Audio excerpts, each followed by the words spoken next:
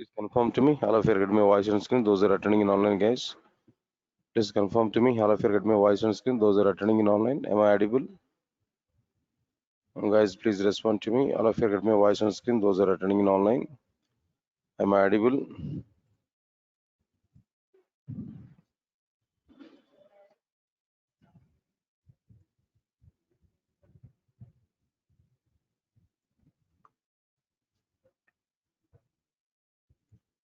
Am I audible, guys? Please confirm to me.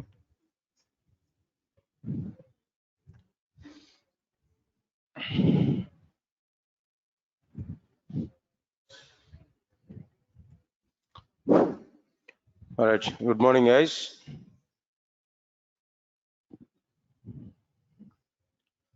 So then what we completed there in the last session, I think thread class library here we are discussing there. In a thread class library, almost all the constructors part we completed. 6 or 7 number of constructors we are discussing. All the 6 or 7 number of constructors we are discussing, we have already completed. The remaining part is directly we have to understand thread class methods.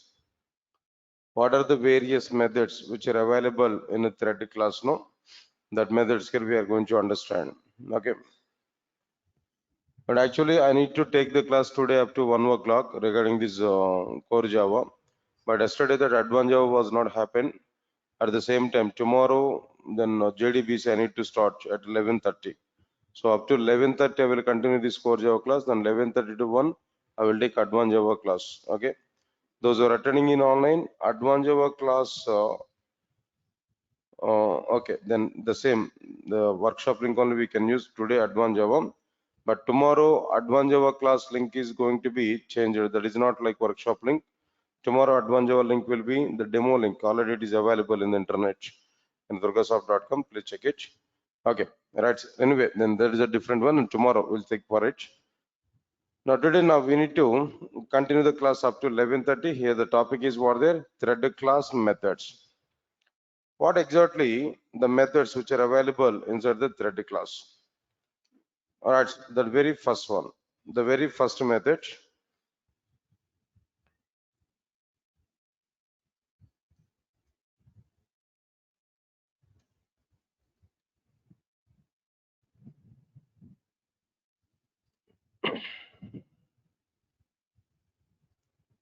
All right, sir. Now the first method is public void set a name string name method. Public void set a name string name. I want to set a particular name to the thread after creating thread. Previously through constructor we set the name, that is at the time of creating the thread. But after creating the thread, I want to set a particular name to the thread. That's my requirement. So to set a particular name to the thread after creating thread, there we have to use set name method. Okay. It can be used to set a particular name, to the thread after creating thread class object. Through the constructor, we are able to create the name, we are able to provide name at what time, at the time of creating object. But this is what they're after creating object. But this is one method. Second method is what? Public string get name method. Public string get name method. What we are able to do now with this, what exactly the name is available for the thread at present, that name I want to get. What name is available at present for the thread, that name here we want to get. To get the present thread name, we will use this method, or else maybe it can be used to get the name of the thread. Name of the thread. It can be used to get the name of the thread. See an example here on the basis of these two. No?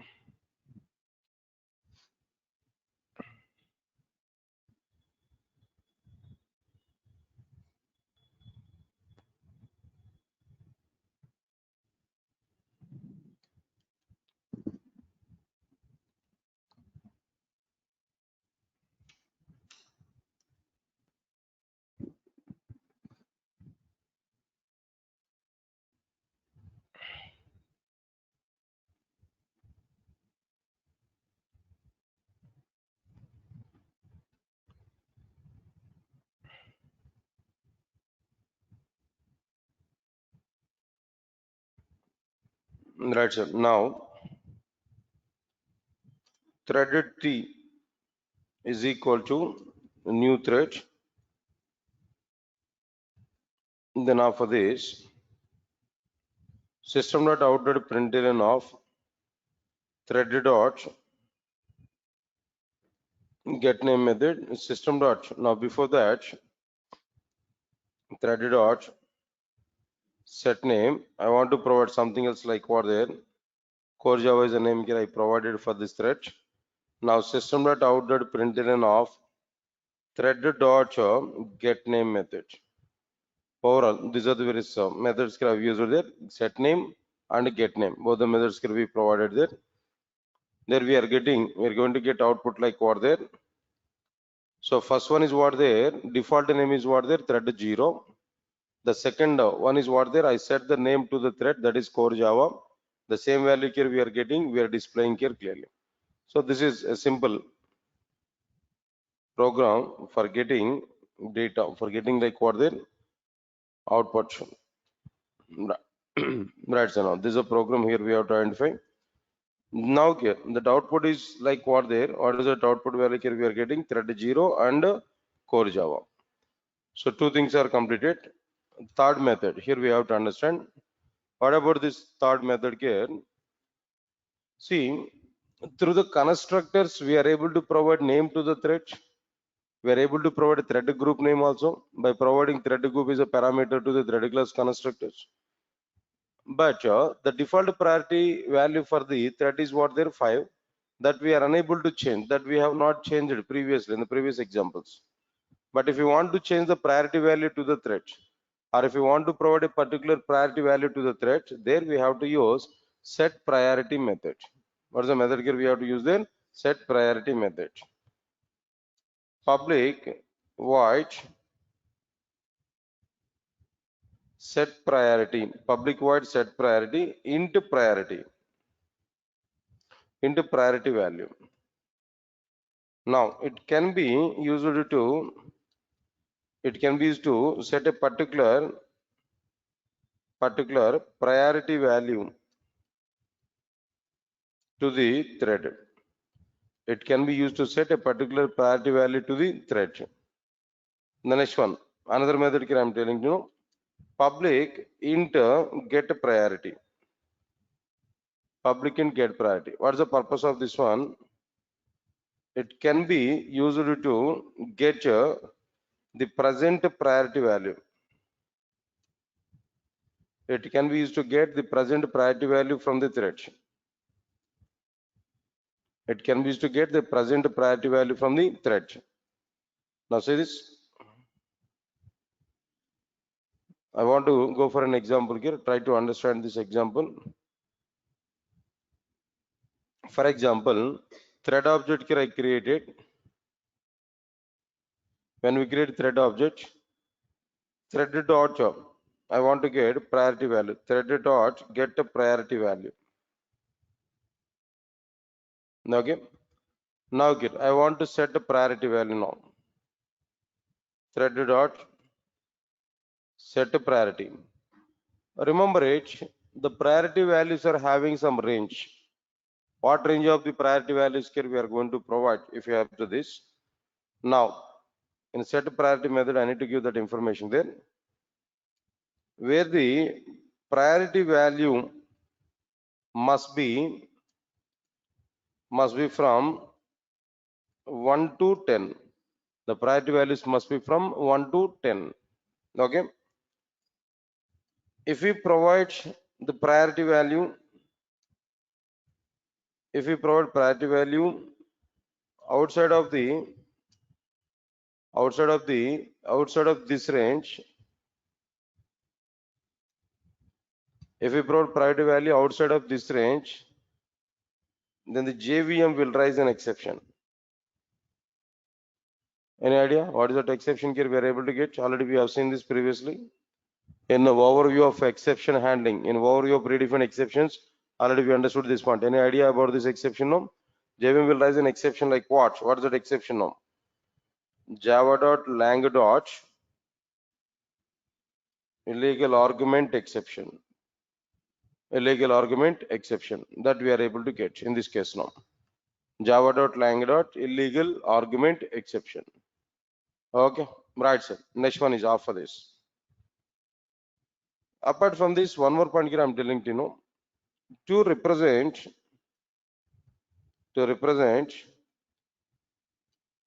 priority values, Java.lang.thread class has provided the following constant variables to represent priority values. Java.lang.thread class has provided the following constant values. What constant values our thread class has provided actually? You can identify this. Public static final int min priority is equal to 1. Public static final int norm priority is equal to 5. Public static final int max priority is equal to 10. So min priority value is 1 and normal priority value is what their normal priority value 5, then max priority value is what there 10. So where the default priority value for every thread is what there, where the default value for each and every thread is what there is 5. Right sir, not the default priority value, for each and every thread is 5. The default priority value for each and every thread is what there 5. Understand it clearly. These are the points here we have to understand. Next one is what they're getting the priority value. Let us understand it. What exactly the points are available about the set priority. It can be used to set a particular priority value to the thread, where the priority value must be from 1 to 10. If we provide the priority value outside of this range, then the JVM will raise an exception like java.lang.illegal exception. To represent priority values, java.lang.thread class has provided the following constant variables. What are the various constant variables which are provided by thread class now? Public static final int min priority is equal to 1. Public static final int norm priority is equal to 5. Public static final int max priority is equal to 10. The default priority value for each and every thread is what there 5. The default priority value for each and every thread is what there 5. That we are getting clearly. Next one is public int get priority. It can be used to get the present priority value from the thread. That is exactly the point here. We can understand it clearly. Okay, right, sir. Now let's see these examples here.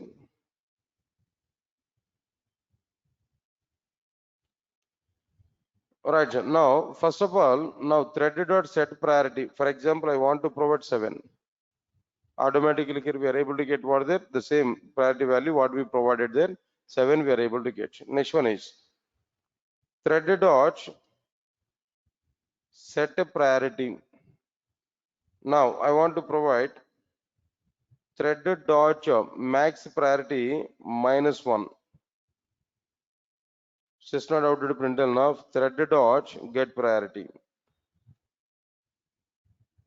Thread.set priority of thread. Now here I want to go with like what there min priority -2. In this way also we can provide what their priority values. Simple. Max priority value is what there 10. 10 minus 1 in the sense what there 9. Min norm priority is what there 5. 5 minus 2 in the sense what there 3 we are able to get. System out to printer and off thread dot get priority. Thread dot get priority.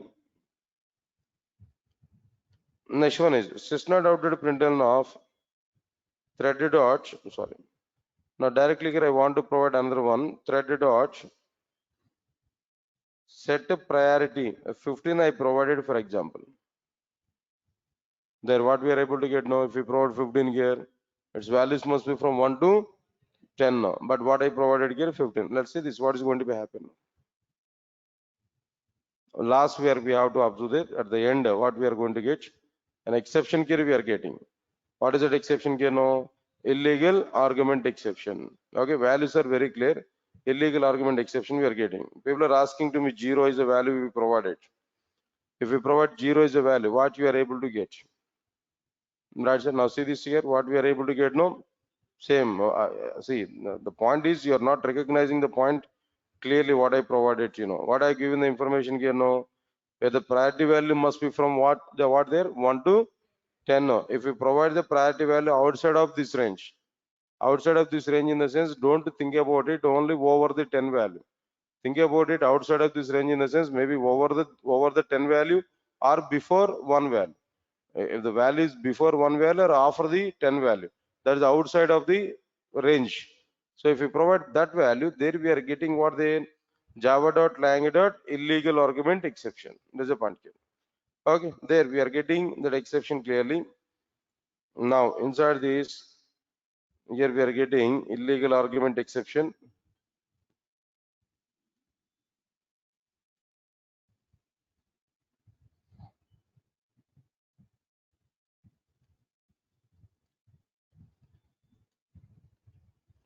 All right, next one is after that. The threaded dot set a priority of 15. Even if I take this same exception here, we are able to get illegal argument exception. Right. Now this is the total program here we are getting.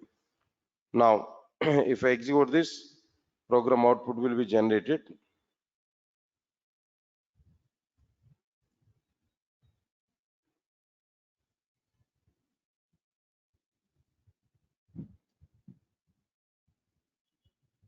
Okay, now okay, we can identify this.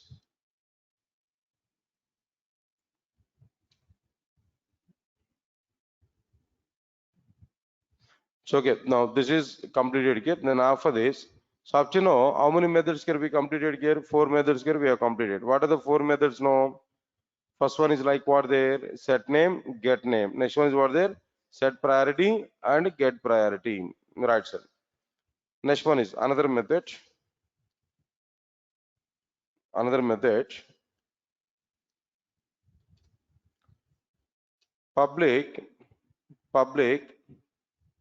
static int active count method. Public static int active count method. At present, in our program, how many threads are running? At present, in my program, how many threads are running? Just I want to know that count.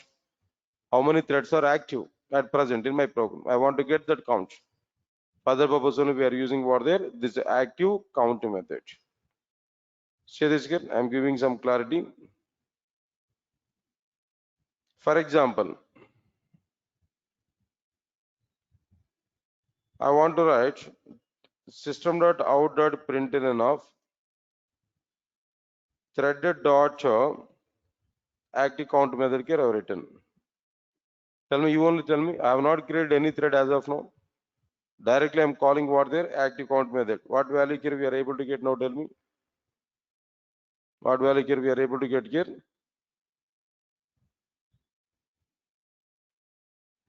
This count is interdependent.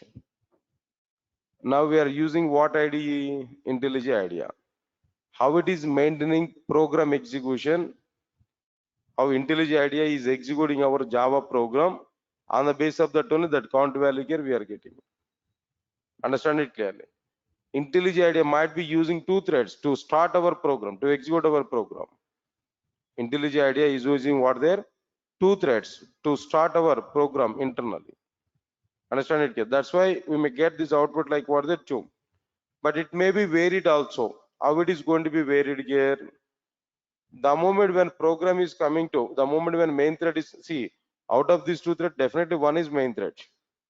The second one may be IntelliJ IDEA created thread internally. We don't know what is going to happen. All right, sir. Now, okay, the point is what? When main thread is coming to this line, that other thread may be completed its execution. Going to be happen situations. That's why here, in the case of this IntelliJ idea, we are getting what there? How many threads? No, 2 threads. For example, if we run the same program in edit plus, again I'm telling there, in the case of IntelliJ idea, who is executing our program actually? IntelliJ IDEA is executing our program. IntelliJ IDEA, how it is running our program, what is its environment, we don't know. That's internal of like what there, IntelliJ IDEA. That's why we are getting the 2 as an output. But now let's understand this clearly. Class test. Public static void main string array args. Now inside this, directly if I provide this now, thread dot active count. If I provide this method here, let me save this. Now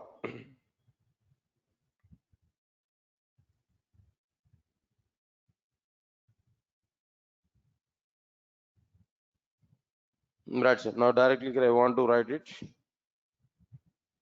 Test.java.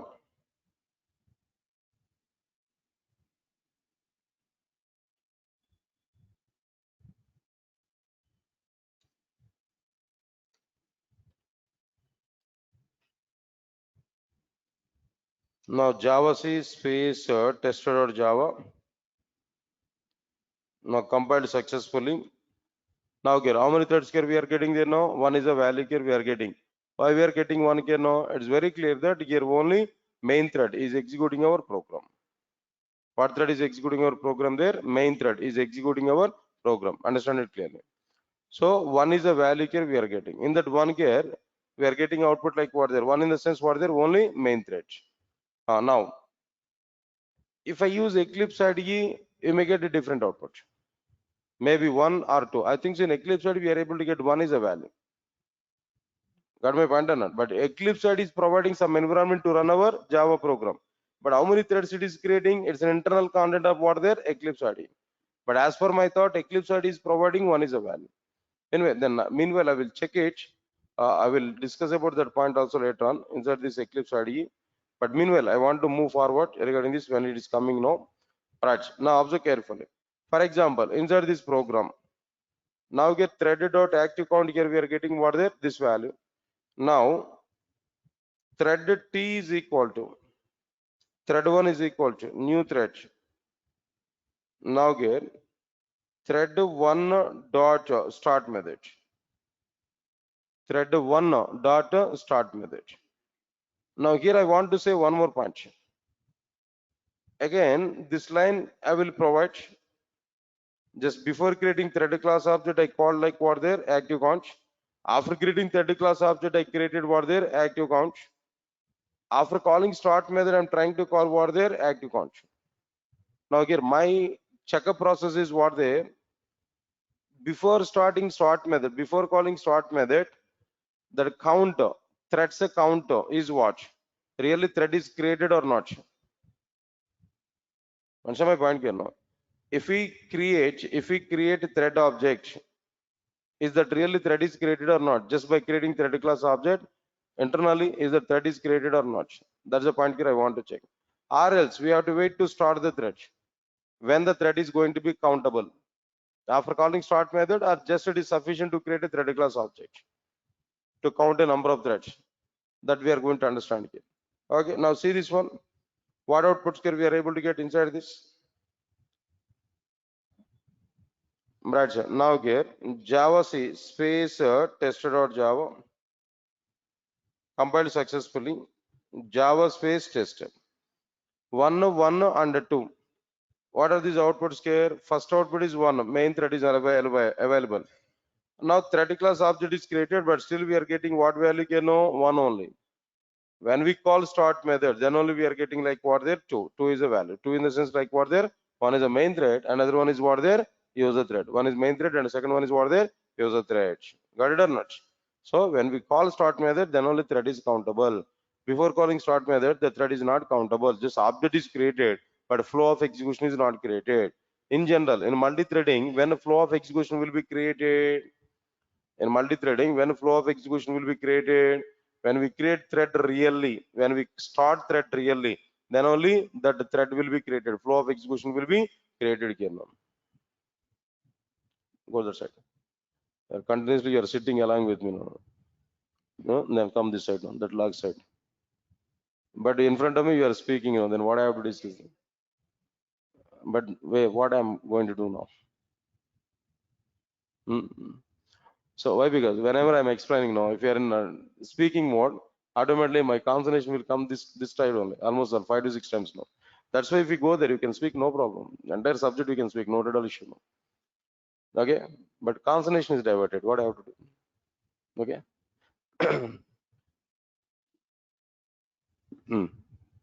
Now come to our point here now. Right, sir. Now system.out.println of threaded dot active count method. Then what is the point here I'm discussing there now? Before calling start method, the count is not going to be available. After calling start method only, what is going to be available? The count is going to be available. Got it or not? Okay. Now let's move on to this point. Okay, this example already we completed. Now let me show the same point in the case of like what there. Right, sir. In multi-threading, how the threads are going to be created? Again, I'm telling there. In the case of these IDEs, they may create maybe one thread or two thread. The internal concept of this IDE. Okay, IDs will run the Java program. We are not going to execute it. ID will run the Java program. There, on the basis of that only, we are able to get the content. Now let us see this point here.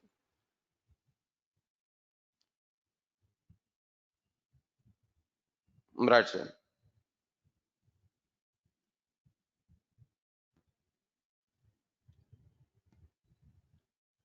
So thread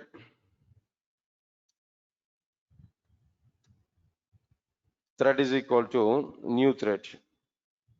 Then before this thread, now let me show the point here. System.out.println of thread.current thread method. Okay.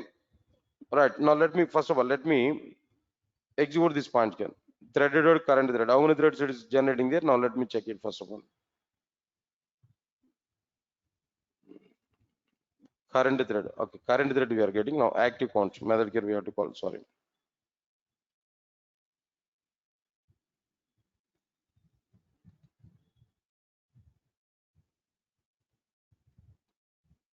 Thread.active count method.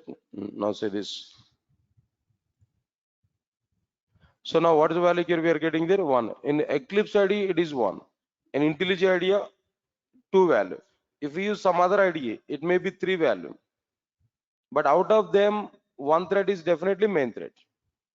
In IntelliJ IDEA also 2 is a value we are getting where one thread is what their main thread. Second may be internally, helper thread they might be used internally. In the case of Eclipse ID straightforward, directly we are getting what there 1.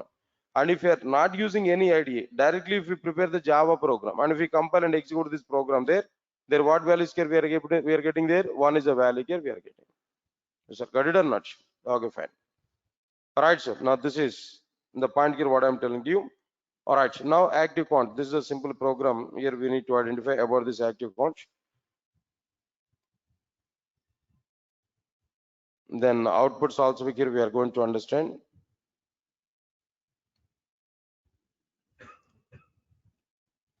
Right, sir. So public static int active count method. Then another point here. Another one is like what there? Public boolean is alive method. Public boolean is alive method. What is the purpose of this is alive method? Just to check whether a thread is in live or not, whether a thread is in active or not. To check whether a thread is in live or not, active or not, there we are going to use what there is alive method. Okay. All right, sir. It can be used to check whether a thread is in live or not. Live in the sense what there active or not. Active or not. Right, sir. Now let me check this program here. Now understand it. Previously we have checked with active count. Now this time again I'm telling there thread is equal to new thread. Thread class object here we are creating now. Now just after creating thread class object, just I want to check thread dot now here what we are able to provide there is alive, right? Perfect. Thread dot is alive method here we are providing. Now observe carefully before starting the thread is not live, thread is not in active. Answer my point. There we are able to get what value here? False value. Thread dot is alive. There we are able to get what value here? False value. Okay. Right. Sir. Next one is thread dot start method. When we call this thread dot start method, thread dot is alive method. Again we are calling. When we start the thread, now thread is started. Now thread is in active mode. Whenever it is in active mode, now here we have to get what value? There we have to get like what the true value. Now let us check this clear. Now here, what's the value we are getting? The true value. So before calling start method, the state of the thread is not active. After calling start method only, the state of the thread is what there active. Creating thread class object is not countable.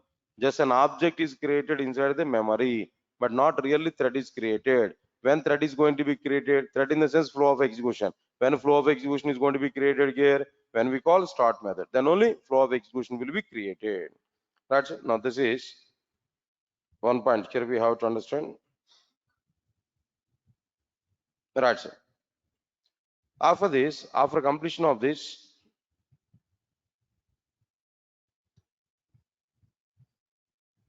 output values here we are getting. Now the next one, right. So from the next three methods, they're very important. Then try to put more concentration. All right. The next method is what there? Public static thread current thread. Public static thread current thread. Right. I'll give information to you. Try to understand it. No, it can be used to. It can be used to return a thread object which is executing the current instruction.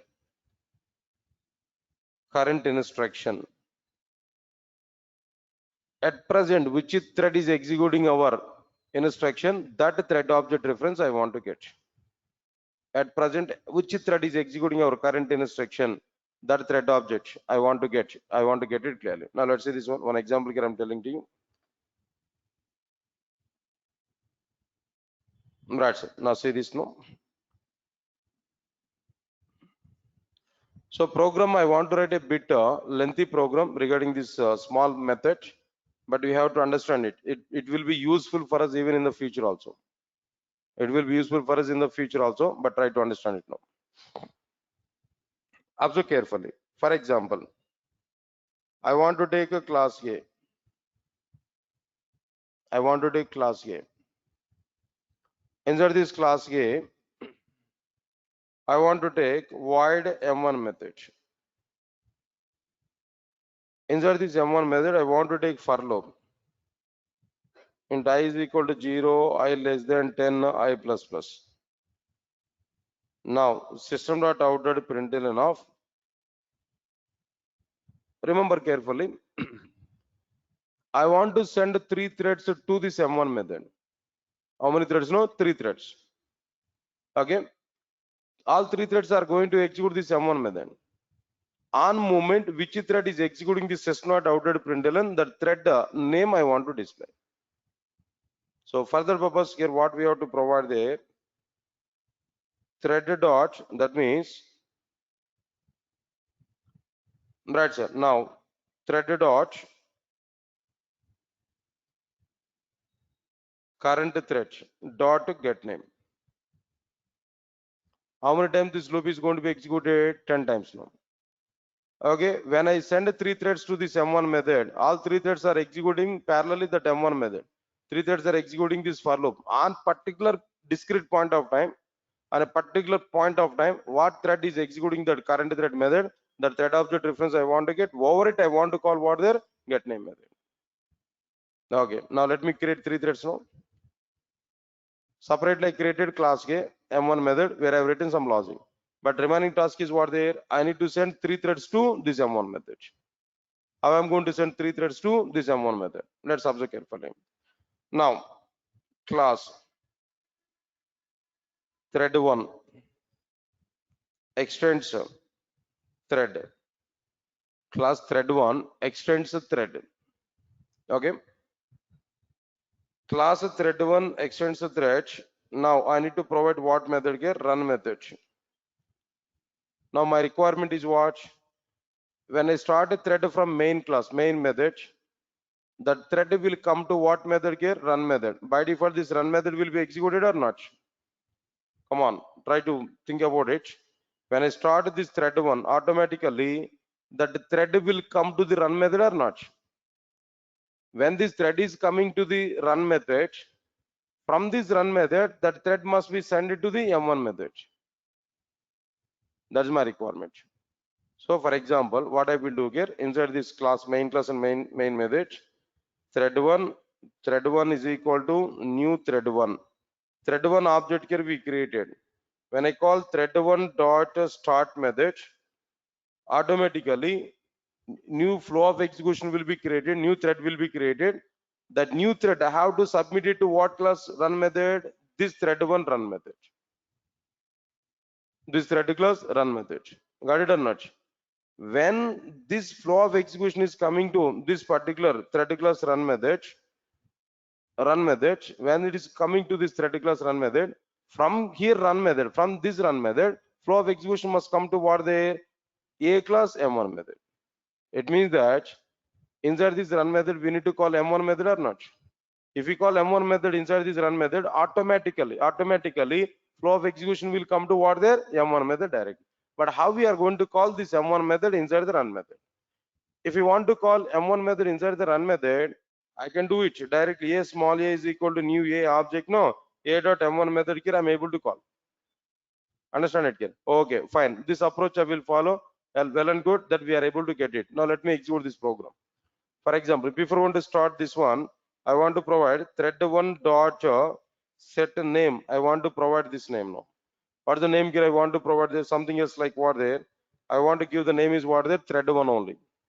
Understand it? Thread1 like this here we are providing. Now let me execute this one. Now 10 times we are able to get output like what there? Thread1 only. Why? Because how many threads here we created? No, only one thread explicitly we created. The same thread we submitted to what there? That M1 method. Okay, fine.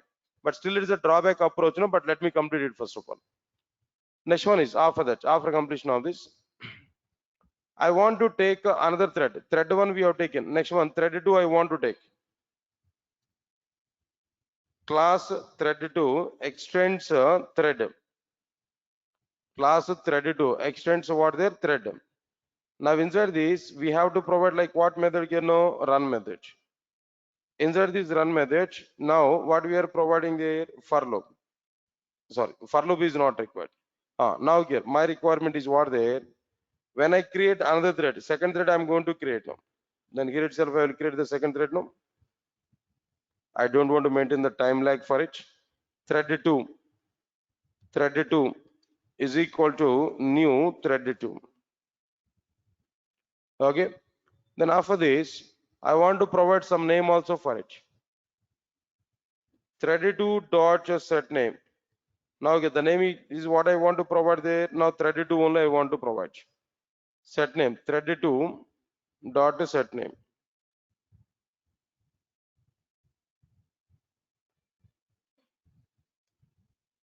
Thread2 dot what there? Set name. Thread2 here I provided. Now here again, I want to start this second thread also here. Thread2 dot start method. Now tell me, second thread object also I created. Second thread I started. Second thread will come to what method here? This run method. But my requirement is what there? From this run method, I have to submit my thread to what there M1 method of the class A. Again, what I have to do now? A small a is equal to new A object A dot M1 method. Okay, got it or not? Now one more thread. Now one more thread. Observe carefully.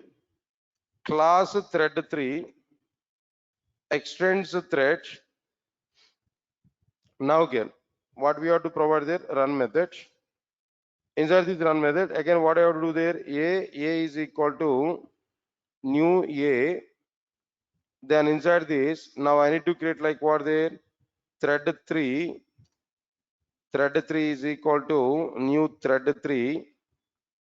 Then after this, I want to give a particular name to this one, thread 3 dot set name. Now okay, I want to provide like what there? Thread 3 only. After that, thread 3 dot start method here we are calling. All right. Now, all of you observe carefully. Now here also what I have to do there? A dot M1 method. I forgot it actually. A dot M1 method. Now tell me, all of you now tell me, how many threads we created? No thread class objects. No, 3 thread class objects we created. Names I provided for each and every thread class. We started all 3 threads now. 3 flow of executions are created. All these 3 flow of executions are submitted to the respective run methods. Thread 1 will come to the thread 1 class run method. Parallel, thread 2 will come to the thread 2 class run method. Next one, thread 3 will come to the thread 3 class what their run method. They are coming to these 3 locations. Inside the run methods, what happened there? All 3 threads are executing this line. This line in the sense, thread 1 will execute this line. Thread 2 execute the same object creation. Thread 3 executes what there? Same object creation. Now tell me, how many A class objects are created? How many A class objects are created? 1 or 3? 3 objects are created. Not 1 object, 3 objects. 3 threads, 3 run methods, 3 times threads are executing new keyword, 3 objects are created, 3 A class objects are created. Yes, sir, got it or not? Okay, fine. Now observe carefully. When 3 A class objects are created, next immediately thread 1 access A.M1 method, thread 2 access A.M1 method, thread 3 access A.M1 method. On A value in the sense what is that A value? 3 different object reference values. On 3 different object reference values, we are calling M1 method by 3 threads. Means that all 3 threads will go to what method there? M1 method. But how many M1 methods are executing now? Not one M1 method. 3 M1 methods are running parallelly. In first A class object, one M1 method. In a second A class object, another M1 method. In a third A class object, another M1 method. Got my point or not? So altogether, how the diagram is going to be existed here, observe carefully. Just understand the diagram in this way so that we are able to get much clarity. Yeah, then if you understand this point, next 2 examples are very simple. Next 2 to 3 times I'm going to use the same approaches, no, but your understanding is very, very important. This is object 1, this is object 2, and this is object 3. All these are which class objects? No, A class objects only. Understand it clearly. Now this is what there? A only. Now here also be A, and this also be like what there? A. Understand it clearly. But this is in what thread 1 context. Now I'm telling to you, this is like in what the thread 1 context. This is in which context here? No, thread 2 context. This is in which context here? No, thread 3 context.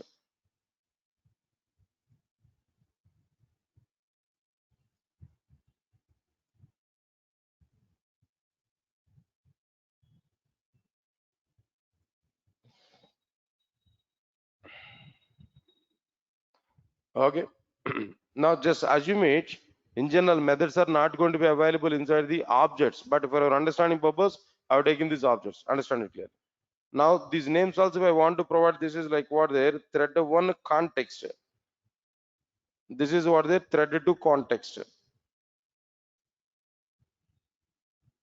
All right. Now this is like what I'm telling to you, thread 3 context. Now inside this M1 method is available.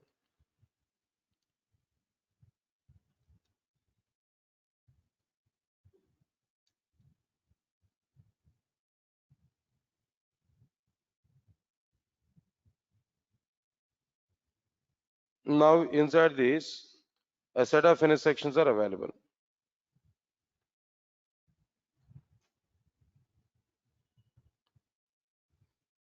Now tell me, all of you now tell me, how many threads are created in our program there? Now tell me.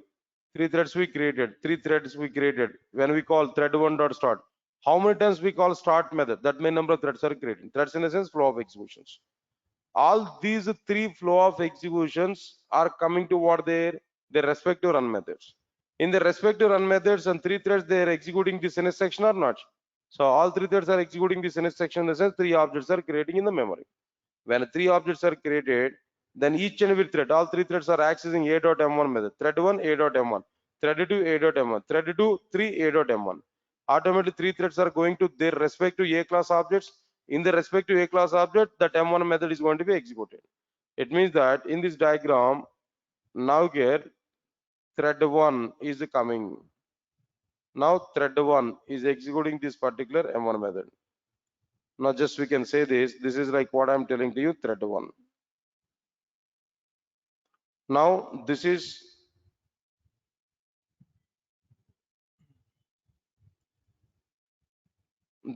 like what there, another one, this is like what I'm telling to you, thread 2. Now this is another thing is like what there, another one is like what there, thread 3.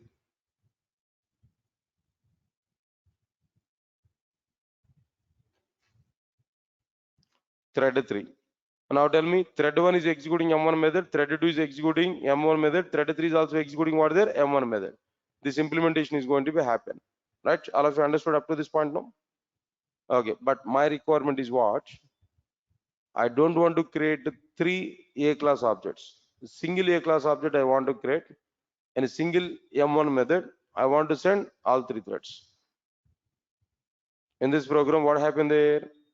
Three A class objects are created by three threads separately. Three threads are executing their A class objects provided M1 method. That means, now tell me, is it single threading or multi-threading? Okay, not like it. Concurrent execution or normal execution. Concurrent in the sense all three at a time on a single. It is not concurrent. Okay, I think I have not introduced the term also. Okay, fine, whatever it may be. At a time inside this M1 method, in M1 method, how many threads are available? Only one thread is available. That's the point here I require now, right? But my requirement is what there? All three threads. I don't want to create three objects. All three threads I want to be submitted to a single object, single M1 method. Now here on three M1 methods we are acting three threads, but on a single M1 method I want to send what there? Three threads. That's my requirement. So if it is a requirement, then what I'm going to do there? I should not create a class object inside the run methods at each and every thread class.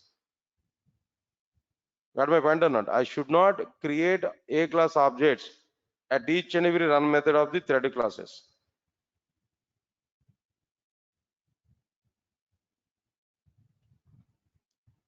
Meanwhile, what I have to do now? I want to take one small arrangement at each and every thread class. What is that arrangement there? A small a semicolon, thread 1 of A small a. Now inside this, now this dot A is equal to A. Okay.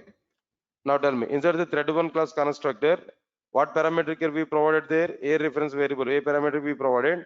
This dot A is equal to A. Automatically A value will be assigned to what there? This dot A. Now the class level variable we are getting, then A dot M1 method. So I need to pass one A class object references parameter to this thread 1 or not? Right, same arrangement I want to provide in remaining two cases also. A small a, thread 2 of A, this dot A is equal to A semicolon. Okay. A small a, this dot A is equal to A. Right, sir. Similarly, now again, I need to comment this one. Already we commented, it's okay. A small a small a, here, this dot A is equal to A. Okay. Now, Now tell me, in a thread 1 constructor, we need to pass a class reference as a parameter. In thread 2 class constructor also, we need to pass thread, that means a class reference variable. In a thread 3 class constructor also, we need to pass what there, a class reference variable. So what I will do inside this main class and main method, a small a is equal to new a, only one time object I am creating now. The same object reference variable I am passing to what there, to the thread 1, thread 2 and thread 3 through the constructor. Now object. In the previous approach, if you observe this, in the previous cases, how many A class objects are created? 3 A class objects are created. Now, how many A class objects I created? Only one. The single A class object, I am passing to all the 3 threads or not? The single A object now, I'm supplying to all the 3 objects or not? All the 3 threads or not? Yeah. Now, what is going to be happen there? Now, tell me. Now, when we start 3 threads now, when we start thread 1 dot start, thread 2 dot start, thread 3 dot start, when we start all the 3 threads, when we start all the 3 threads, flow of execute, all 3 threads will come to the their respective run methods.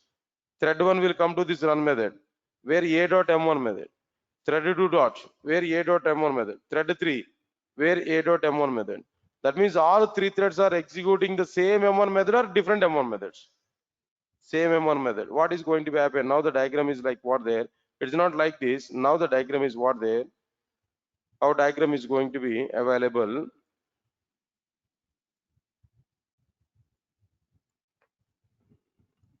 Now here single A class object is going to be available. Now here we are having public void M1 method. Some implementation here we provided. Now in this case the reference variable is what there. A is the reference variable in all 3 times. No.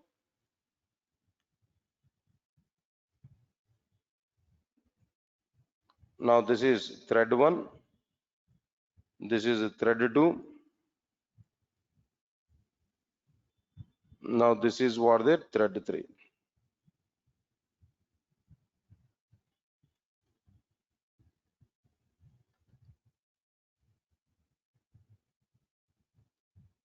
Now in a single M1 method, we are executing all the 3 threads.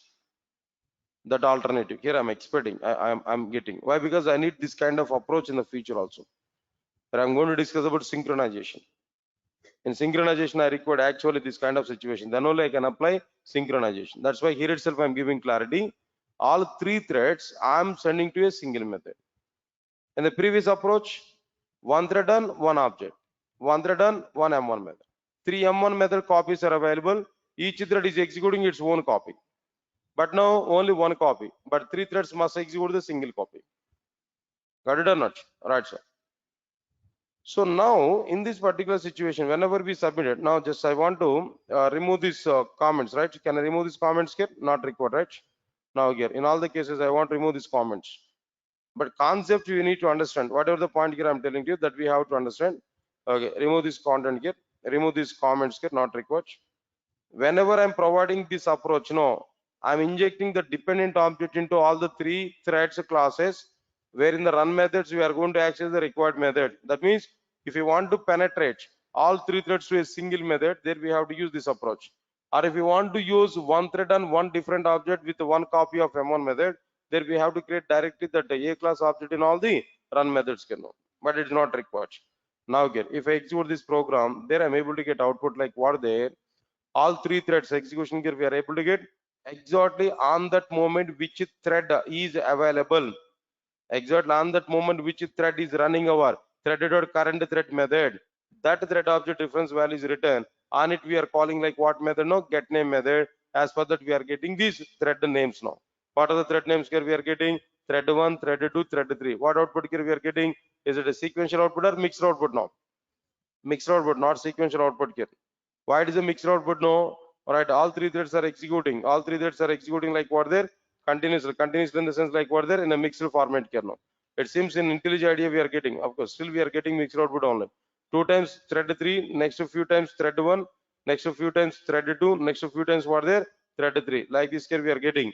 Continuously if we execute this program there, then definitely we are able to get what there? Mixed output. But without using IDE, If we run the same example, same program there, by providing in the normal edit plus no, there we are able to get perfectly the mixed output. All right, sir. Now in place of this, I want to provide like what their test. At the same time, I don't require packages and all. Okay. Now let us execute this program here. Java C space test.java.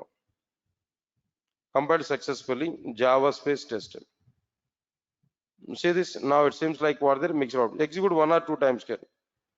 If we execute one or two times, then definitely we are able to get what their mixed output. Okay, right. So now purely we can identify this is what their mixed output here we are getting. Right or not? Okay, fine. All right, sir. Now leave this one. So finally, see the context. What we have to understand mainly here, how many threads you are submitting to a particular method is not my context. My context is what there. If any thread is coming to this particular intersection, by using threaded.current thread, we are getting what their thread object, which thread is executing at present. No, that thread object reference we are getting over it. We are calling what their get name method. Right or not? That getting current thread object reference is the important point here. Getting current thread class object is an important point for us now. Right, so now this is a program what we are getting now. Let me take this program, then I want to execute this content here. Right, sir, it's okay. Then outputs also here I want to provide, but this output here I want to provide for this program.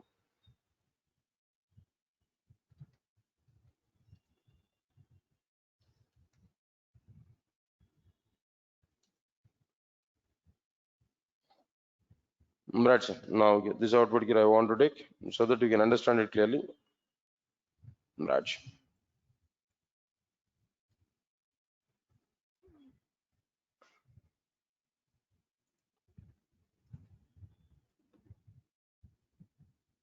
Okay, now this is completed.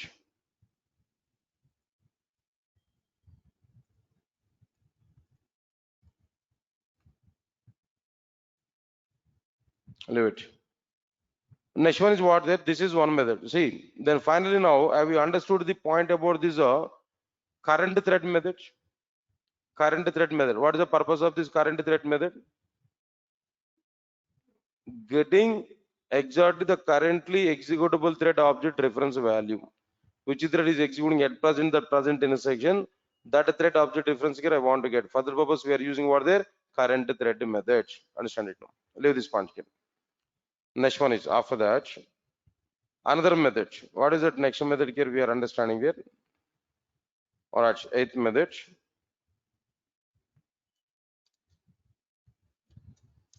Public static void sleep method throws interrupted exception.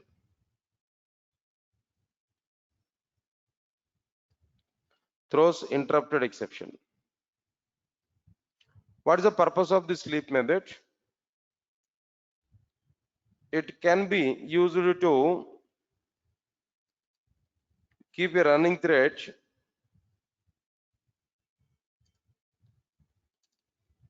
into the sleeping state. It can be used to keep a running thread into the sleeping state up to the specified time. How much time we are going to specify until the time it will be in sleeping now. All right, so once the sleep time is completed, then the thread will start. Then the thread will start its remaining execution. Then the thread will continue in the remaining execution, but then the thread will starts its remaining execution. That means temporarily if you want to pass a thread, up to some time period if you want to pass a thread, we are going to call what method there? Sleep method. Thread is running there. There I want to stop the thread for a few seconds of time. Then we have to use what there? Stop method. That means sleep method. Right, inside this I have not provided some time here. Of course, some parameters are going to be available here. Now here we have to provide what there? Into sleep time. Up to the specified sleep time, the thread is in a sleeping state. Once the sleeping time is completed, automatically the thread will be active. Automatically the thread will continue. It's a further execution now. All right, sir. Now say this one. Example here I am providing. And now for example,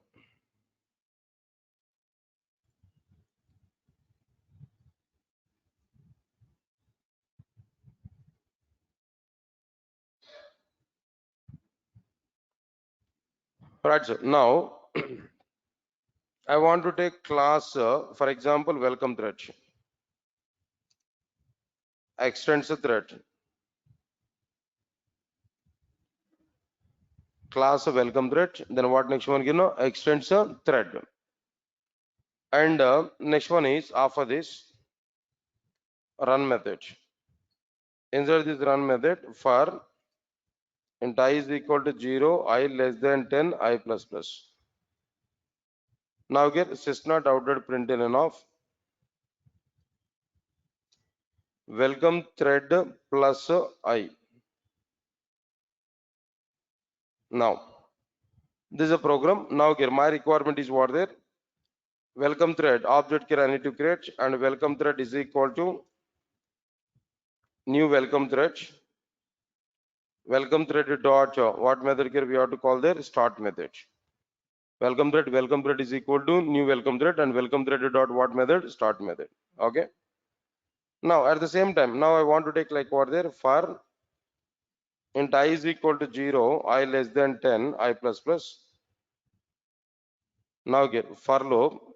Inside this, int I is equal to 0, I less than 10, I plus plus. Then inside this, system.out.println of main thread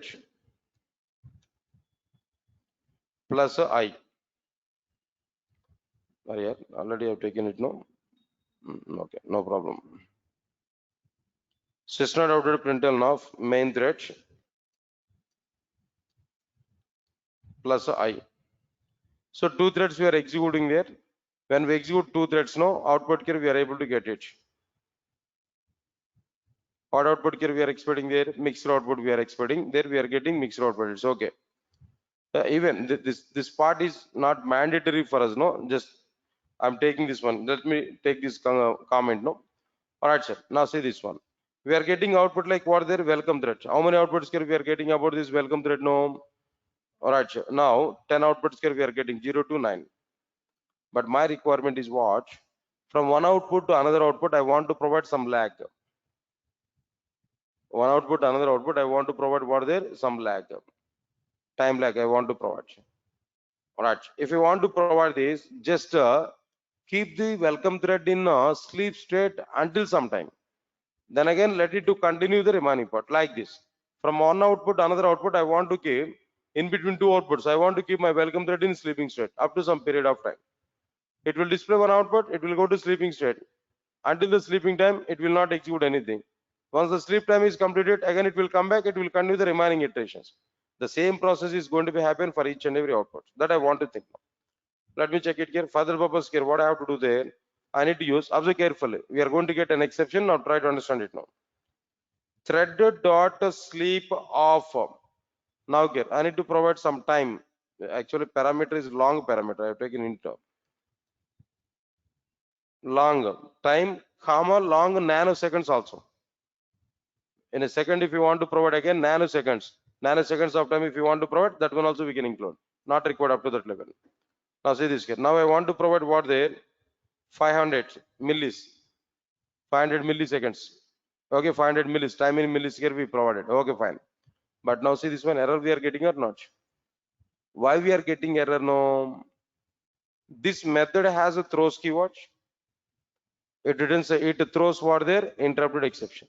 If I use this method inside the Java program, inside a particular method, then that method must handle this exception or not, interrupted exception or not. But where we are handling that interrupted exception? Have we handled any interrupted exception here? No. No. Okay. To handle this interrupted exception, can I use this throws keyword? No. Can I use throws keyword to handle this interrupted exception? Throws. Can I use exception here directly? No. Why? Because this run method is what method? We are overriding this run method, thread class run method or not? We are overriding thread class run method or not? So we are following same prototype of thread class run method inside the welcome thread class or not? But in the overriding, same prototype of the superclass we have to maintain or not.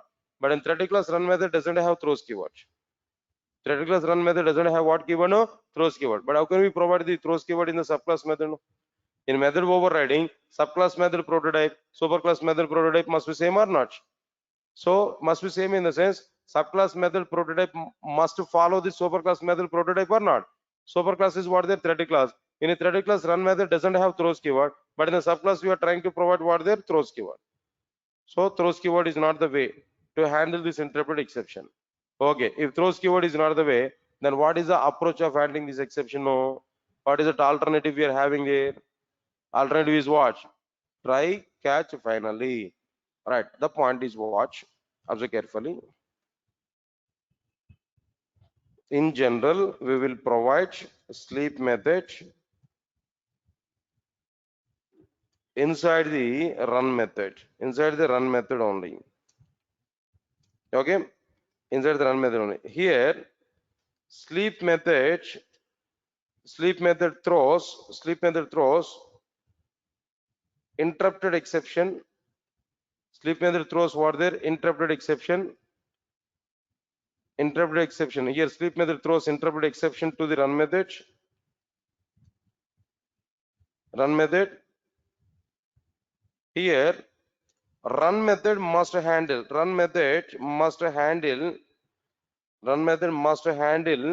the interrupted exception. Run method must handle the interrupted exception. Run method must handle the interrupted exception. Okay. To handle the throws interrupted exception,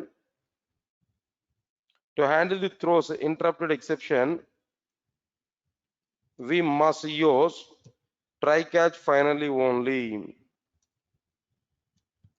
It is not possible to use throws keyword in the run method. Why? Because what is the reason for it? No. What is the reason for it? No. Why? Because we are overriding thread class run method where the thread class run method doesn't have throws keyword in its prototype. Right, sir. Doesn't have in its prototype. Right, sir. Now let me check this one. The context is clear or not. In general, we will provide sleep method inside the run method only. Okay. Here sleep method throws interrupted exception to the run method. Definitely part of the run method, part of the sleep method prototype, no throws keyword is available. It throws interrupted exception to the run method. Here run method must handle interrupted exception. Okay. To handle the throws interrupted exception, we must use try catch finally only. Okay. It is not possible to use what keyword? Throws keyword in the run method. Why? Because we are overriding thread class run method where the thread class run method doesn't have throws keyword in its prototype. Where we are overriding thread class run method, we must follow the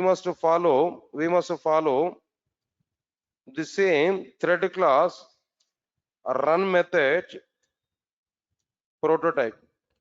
We must follow the same thread class run method prototype where the thread class run method doesn't have what there throws keyword in its prototype. Understand my point? Say simple. Thread class run method as is we have to provide in welcome thread.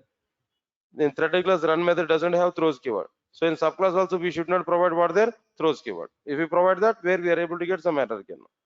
Right? Because of that reason, now this interpret exception must be handled through what mechanism? Try catch finally mechanism, or simply use try catch. That's enough. Now here, what I'm going to do there, if it is a case here, I'll provide try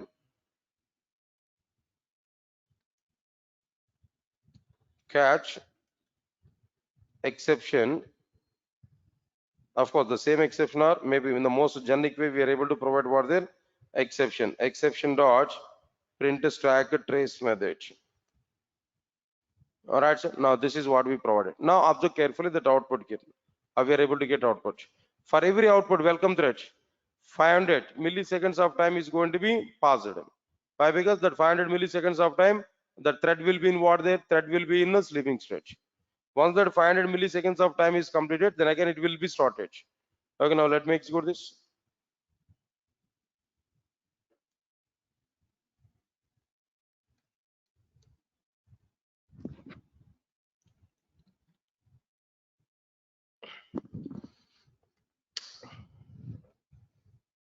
Right, sir. Now understand it. If I increase the time, if I increase the sleep time here, for example, 1000 milliseconds, if I provide this now, more delay. In output, we are able to get what there? More delay. Now observe carefully.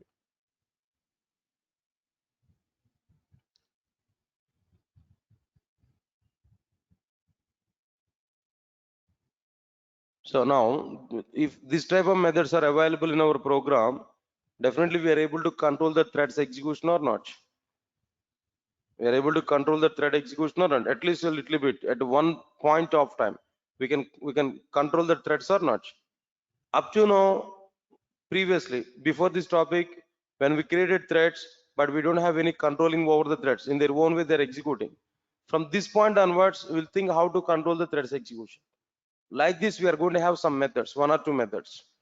Now, where one of the method is what their sleep method. Sleep method is able to provide some sleep state for the thread. When we provide sleep state to the thread, no, automatically that thread is going to be in sleep up to the specified time. Then it will come back and it will continue its execution part. In that way, it is able to provide the output. Right, sir. Now, when my required point here, I understood clearly. I've given there. Now,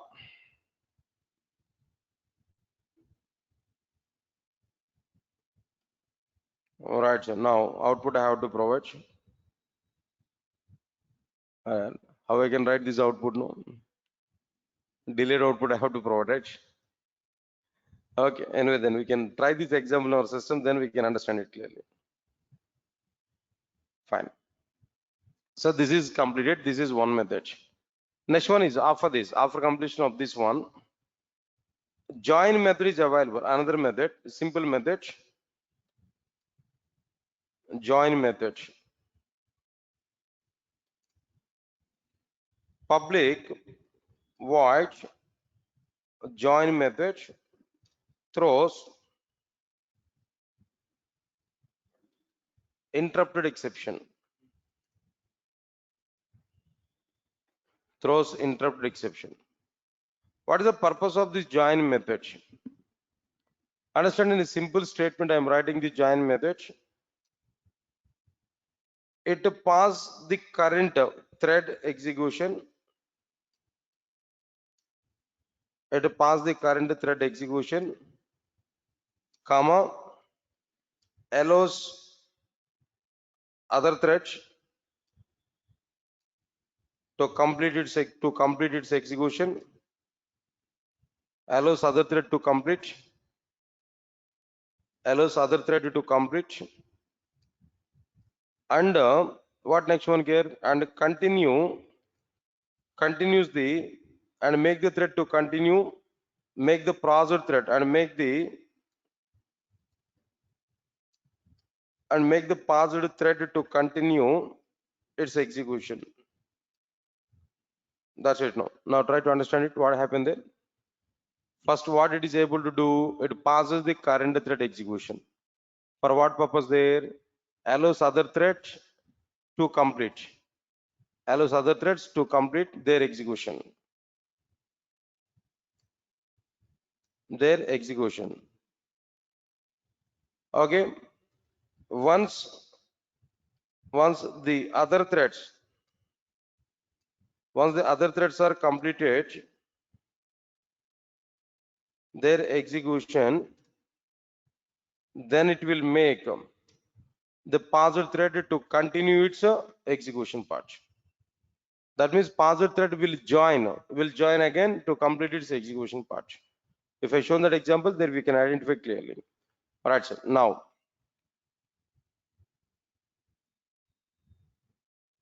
see this one. I want to show in the form of example so that we can understand it clearly.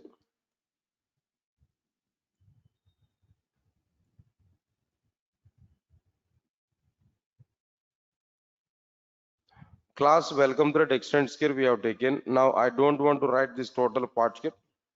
Now here I'm going to write what there sysnot outed println of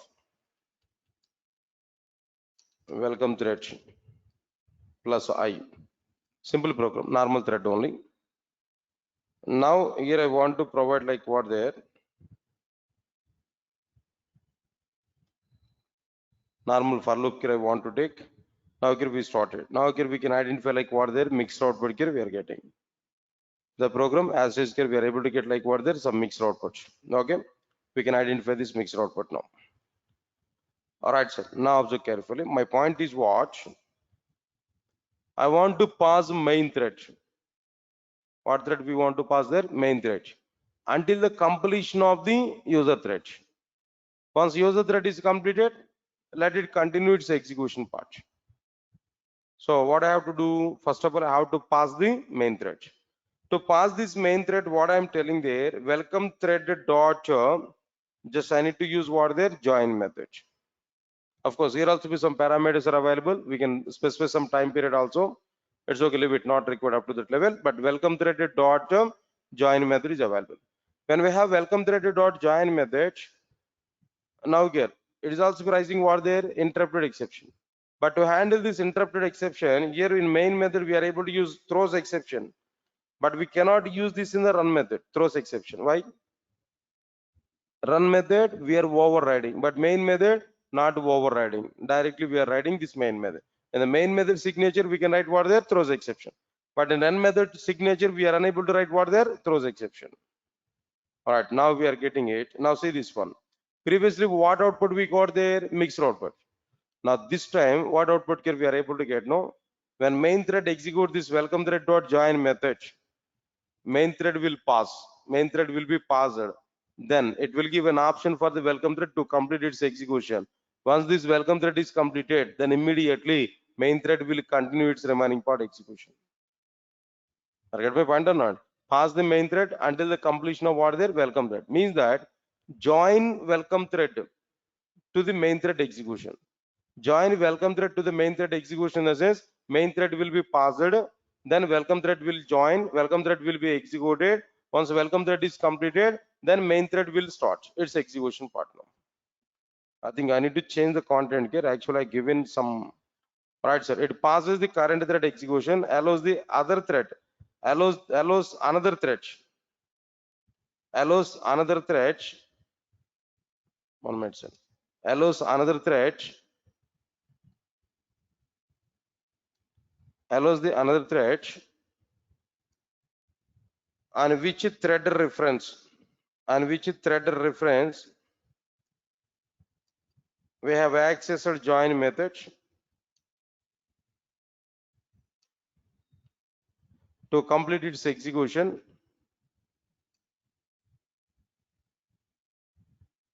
To complete its execution, once the other thread, once the another thread execution, once the another thread execution, once the another thread complete its execution,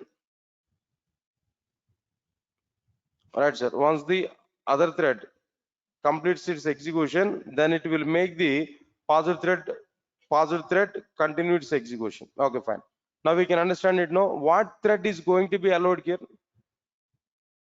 What happened?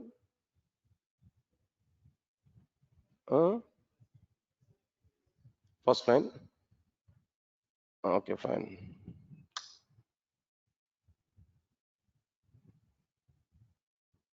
One minute, sir. Yeah.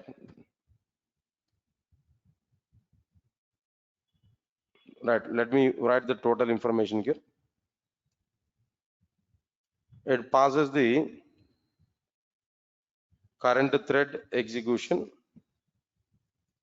1 minute. It passes the current thread execution and allows the another thread, allows the another thread, allows the other thread on which thread reference, on which thread reference we have access join method to complete its execution. Once the other thread completes its execution, then it will make the passed thread continue its execution. Okay, clear? Right. See this one. Now in this program, what I am telling there, main thread. First of all, when we execute this program, main thread will start, main thread will execute main method. When main thread is coming to this welcome thread object is created. When it calls start method, automatically main thread, sorry, welcome thread is started. Welcome thread is started. All right, sir. When welcome thread is started here, when it comes to this line here, join method, there we are able to get like what there? There we are able to stop the main thread.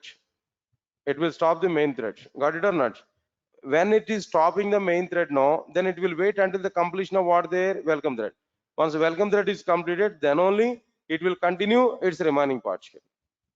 Understand my point here? Now, if I execute this program, observe carefully what output here we are able to get now. First to 10 times we are able to get output is what there? Welcome thread. After that only we are able to get what output there now? The respective like main thread output. Now see this one.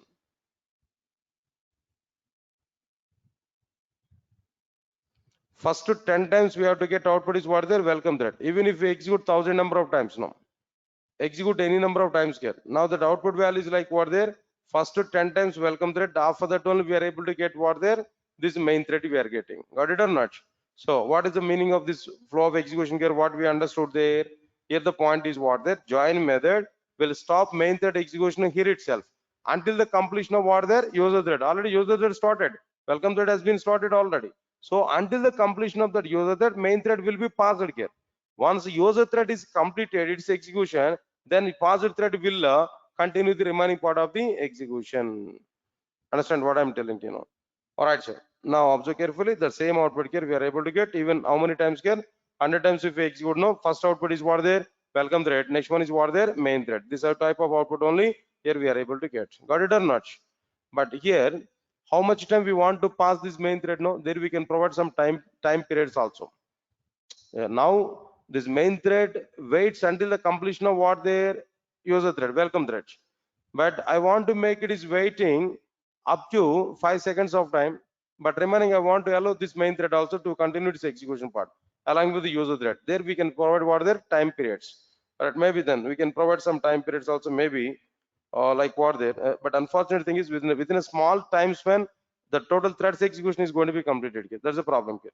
Say for example, say for example millisecond I want to provide 50 milliseconds, maybe I think so during that 50 it might be completed. Let me check it if it's possible or not. Now it's completing now. At least I want to provide any chance to catch this particular point. Let me check it. Mhm.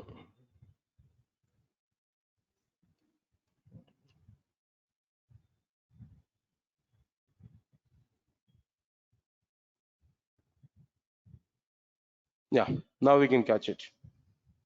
Got it? What happened there? Now tell me what happened there. No, main thread is coming to the join method, just waits only 2 milliseconds of time for completing what there user thread. But when the waiting time is completed, main thread is also continuing its execution. The joining waiting time is what there, join method waiting time is what there, only 2 milliseconds of time. 2 milliseconds of time main thread will wait to complete what there user thread. But after 2 milliseconds of time, main thread will not wait. Main thread will continue its execution part along with what there user thread. So in that way, we can specify the time periods also regarding this join method. But understand it clearly. So this is overall information related to like what there join method. We can understand it now. So but here we are able to get output is what there welcome thread and main thread. But out of all these methods now, sleep method is a frequently used method. The join method almost all no. They're not going to use it. But as per my awareness, I have not seen utilization of the join method. But max cases we are going to use what there sleep methods only. Wherever it is required. When we want to show the thread execution properly, in some situation I have to slow down the thread.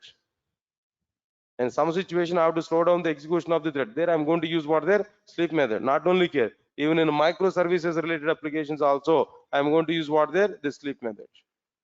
So this is frequent, but join method I never use it in my remaining part of the content. But conceptually here we have to understand here. Okay, fine. Now let me check this part here. Now this is an example here we can identify about like what there right join method that we understood.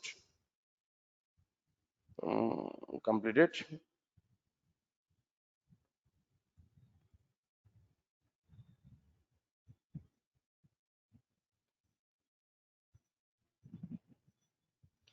Okay, fine. After this, next one is what? After this, demo threads.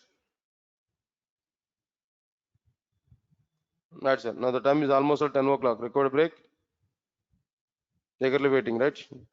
Fine. Take some few minutes break and come back. No. Next important topic. This demo threads is an interview question outside. I'll discuss about it. Okay. That's it. Take break and come back. I'll discuss the remaining part.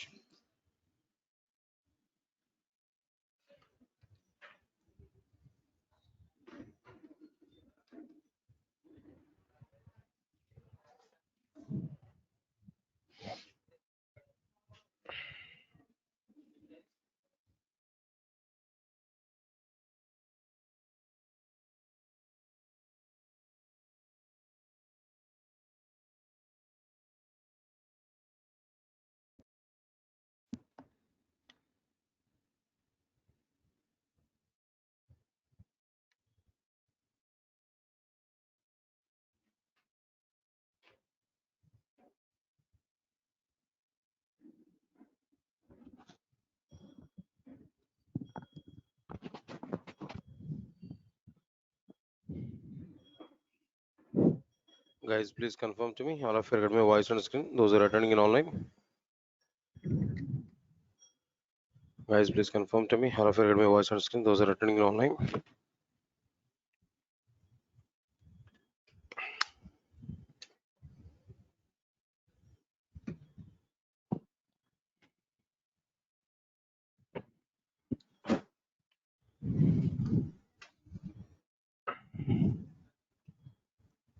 All right, sir.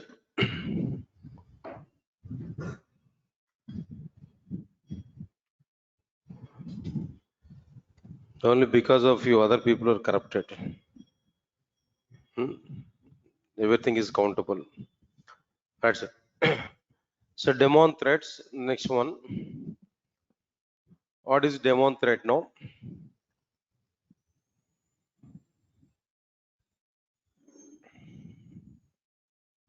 Simple example. I think you're aware about this person, right? No? His name is Abhi. Okay, classroom in charge. Bargo, old classroom in charge. Got promoted. Can you tell me? I'm asking this point here. Maybe Bargo or Abhi, whoever it may be. What is their responsibility here? What is their participation in Durga Soft? To check ID card, no? Only that one is the responsibility. No, yeah. Then they had very good responsibilities actually. See, then I may come to the class a bit delay. Maybe 15 minutes or 20 minutes of time. I may come to the class a bit delay, but they'll be inside the class before actual time. 15 to 20 minutes of time. They have to be here before the actual time. They have to open the doors. They have to check the chairs properly provided or not. They have to check my system. They have to on like webinar in my system. They have to check the projectors. See, myself is only very simple person, just coming to the class and teaching the class and leaving from the class. Myself is totally laziest person. Even I'm not going to shut down my laptop after the class. I can switch off the projector only max. Even the shutdown of my laptop is also done by what there that person's only. Understand it, kid? So for me, they are giving support, very good support every day. Then my work is very simple, teaching the content only. But for teaching the concepts in a smooth way, they prepare that entire ground. They are working internally, but they are not exposed in outside. They are the demon threats. Myself is a main threat. Yeah, perfect example. They are the demon threats. They are working internally, giving services to some other threat. The threat is what? Myself. Myself is the main threat. I am taking the class. You are the audience. Just you are watching the movie. That people are called demon people. That persons are what? They're demon persons. They are working internally. They are giving services to some other person. Right. Now coming to the technical definition of this demon thread. Demon thread. Now understand the definition. Understand the even the letters of this demon. DAEMON, not DEMON. A is silent. A is silent. Demon. You have to speak with what there? Demon only. But the spelling is what there? DAE. Don't say it is a diamond thread. Demon thread only. You have to speak in this way. Two terminologies, sir. In Java, entire Java, this is one terminology. Another one is what there? Locale.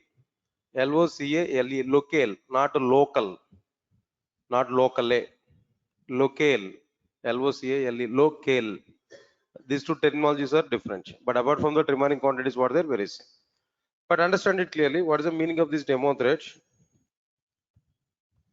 Demon threads are the threads running internally, providing services to some other threads, providing services to some other threads, providing services to some other threads. All right, sir. Demon threads are the threads running internally, providing services to some other thread. Right or not? They will not be exposed in outside. They will work internally only. All right. Any other example? Technical example here I want to provide. Try to understand this technical example. One point I'm asking to you. Who is executing Java programs? Who is executing Java programs? JVM is executing Java programs. If you open the JVM, so many components are available.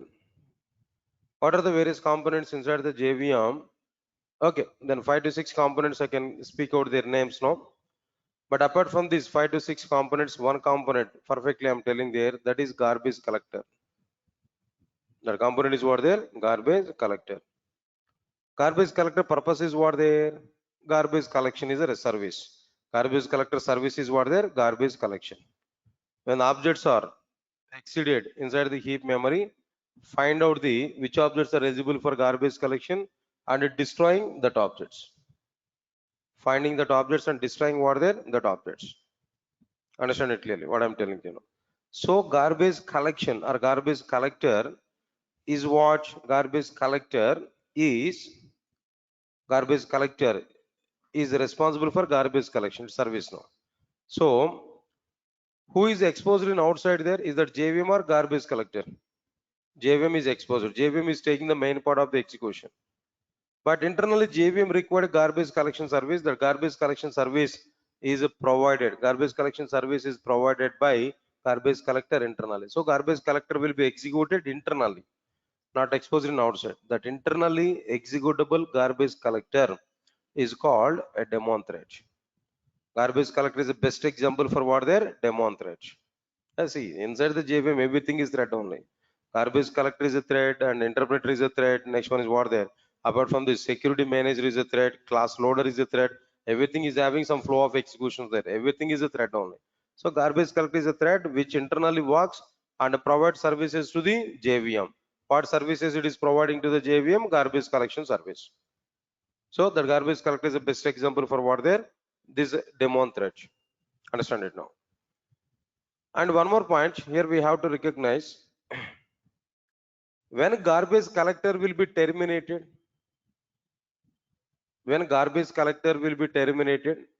garbage collector has to provide its garbage collection service to the JVM until the JVM termination. When JVM will be terminated, when program execution completes. When program is executed totally, completely, then JVM will be terminated. Until the time, garbage collector must provide services. But when the garbage collector will be started, but don't say exactly at the time of startup of the JVM. Maybe, may not be. Depends. Garbage collector may start, may not start at the time of starting JVM. Why? Because at the time of startup of the JVM, garbage collector is not required mandatorily, not mandatory immediately. When memory is full, when it wants to destroy some object, then garbage collector will be called. Got it or not? So there is no guarantee whether that garbage collector is started along with the JVM. But it is a guaranteed one. The garbage collector must be terminated along with the JVM termination. When JVM is in shutdown mode, then automatically garbage collector will be terminated. Similarly, what's the point I'm telling to you? Daemon threads are the threads running internally providing services to some other threads. Okay. In Java applications, daemon threads will be terminated automatically when the thread which is taking services from the daemon threads terminated. Understand the point what I've given there? In Java application, daemon threads will be terminated automatically when the thread which is taking services from the daemon thread is terminated. When the service taking thread is terminated, automatically daemon threads are going to be terminated. Yes, sir, got it or not? Right, sir. Now, example here I'm telling to you, observe carefully. In a JVM, garbage collector is a daemon thread. It will run internally, and provides garbage collection service internally to the JVM, and it will be terminated automatically when JVM terminated. It provide garbage collection service internally to the JVM, and it will be terminated automatically when JVM terminated. Exalt the moment when JVM is terminated, automatically garbage collector is also be terminated. So garbage collector is what there? A daemon thread. Okay, fine. Example is okay. Then another example I've given. One more example I'm telling to you. Yeah, this example we can understand. This example here we can understand. Maybe how much it is suitable, but try to understand it. No. Recently elections were happened. Maybe in the next within 3 to 4 months of time, the central elections will come. Okay, then BJP government is ruling the country now at present. In the next attempt, same BJP or maybe some other party, it's later on issue, not required. But in every, as part of the democracy, and every 5 years of time, elections must be conducted. Understand my point, Kino? If the total country is giving vote for one party, then definitely that party will rule the country. Understand it here? Majority of the people opinion. If the point is what? Majority people opinion only they are going to consider in the form of votes. For example, just let us assume only, not into the controversial, just assume it. In the next 3 months of time, elections are going to be happen. In that elections, for example, just before 2 months of the elections, almost or before 3 months of the elections, that government must be resolved. Government must be resolved. BJP government must resolve their ruling just 3 months before of these elections. When the election code is coming, the government must be resolved. The prime minister is acting as like what there as a temporary prime minister, not permanent, but important mandate issues he has to take the responsibility.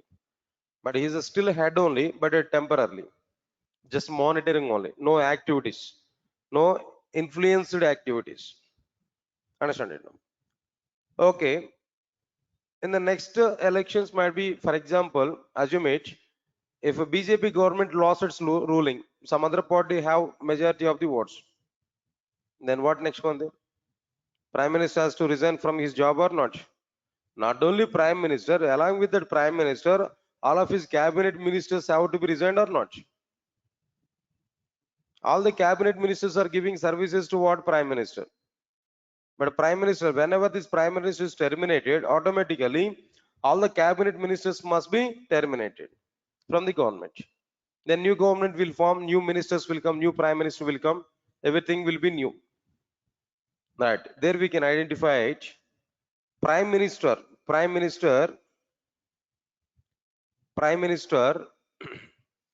is like what there is a main threat.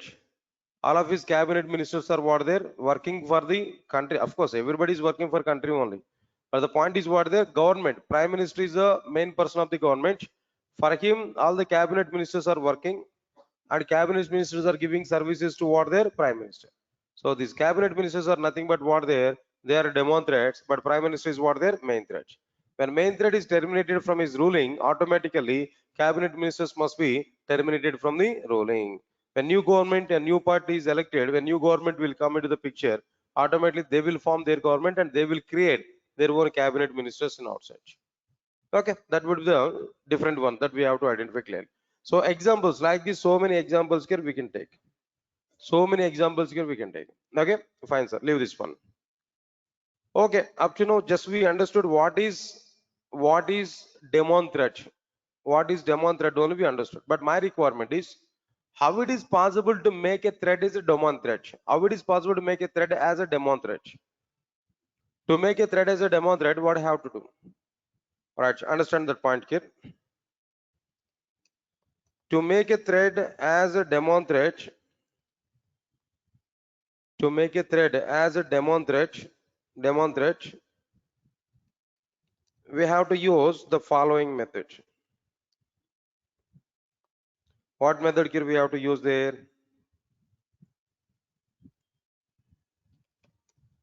Public void set demon of boolean b. If the b value is true, thread will be demon thread. If the b value is false, thread will be non-demon thread. If we provide true value to the parameter, then the thread will be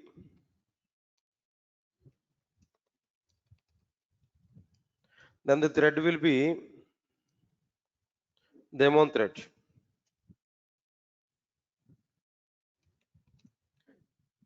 If we provide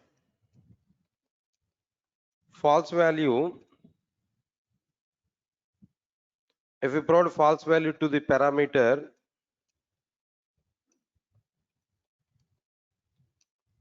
then the thread will not be demon thread. It will have the normal capabilities only, not to giving support for any other thread. Okay, right, sir. This is the method we are going to use what there, set a demon, to make a thread as a demon thread. Now, after making a thread demon thread, that's 1 minute, guys. Guys, please confirm to me. All of you get my voice on screen. Those are attending in online, please confirm to me, guys. All of you get my voice on screen.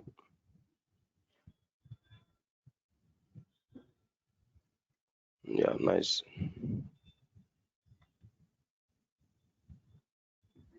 Yeah, Ashwini Kare, are you there? Ashwini, are you there? Ashwini, are you there?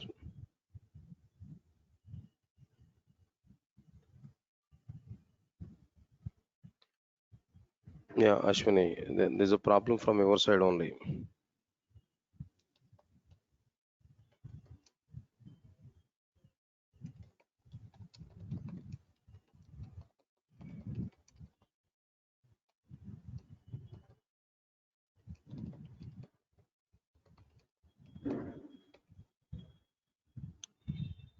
Please check from your side. Problem is from your side only. Why? Because everybody is getting it.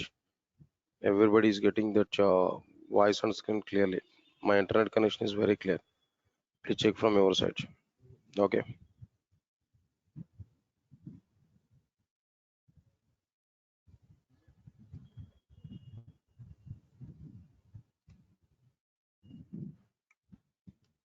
All right, sir. So if you provide false value to the parameter, then the thread will not be demon thread. If you provide true value, then only the thread will be what there, demon thread. All right. But now my point is what? I want to check whether a thread is a normal thread or demon thread. I want to check whether a thread is normal thread or demon thread. To check whether a thread is demon thread or not, we have to use the following methods. To check whether a thread is a daemon thread or not, we have to use the following methods. What methods here we are going to use there? Understand it. Observe carefully.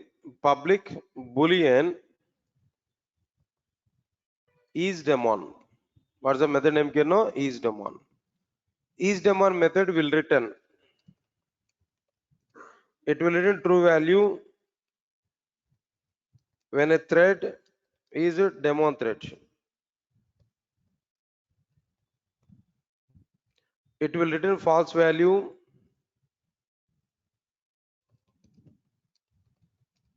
it will return false value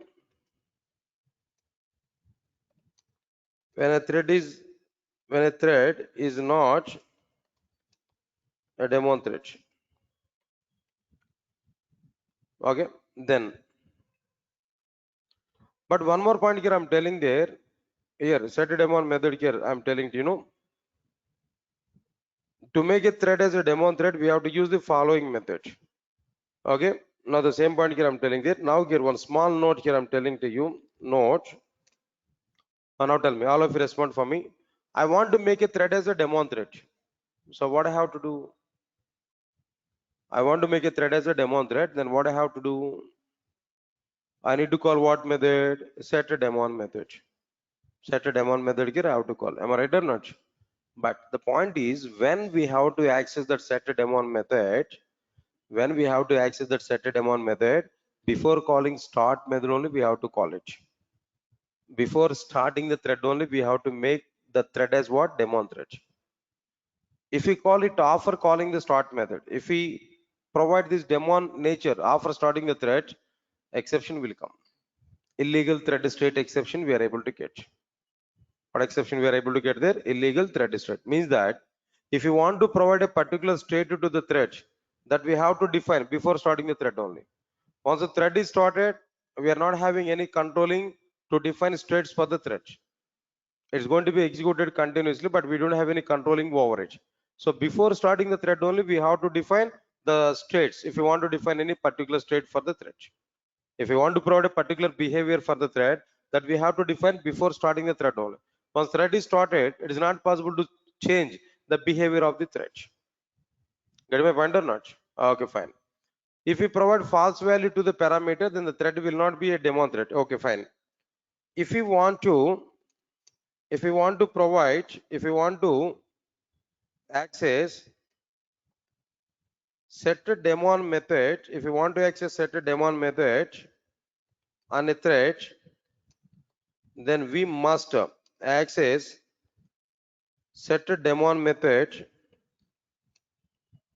We must access set a daemon method before starting the thread. Before starting the thread, that is before accessing start method. Before accessing start method only. Before accessing start method only. If we access a set a daemon method after starting the thread, after accessing start method, if we access set a daemon method after accessing start method, then the JVM will raise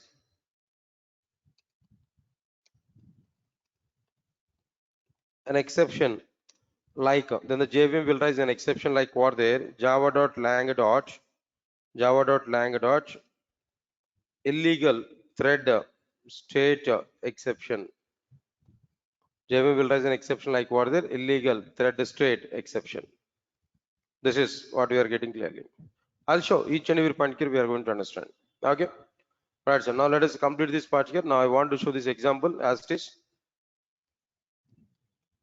Try to analyze this point.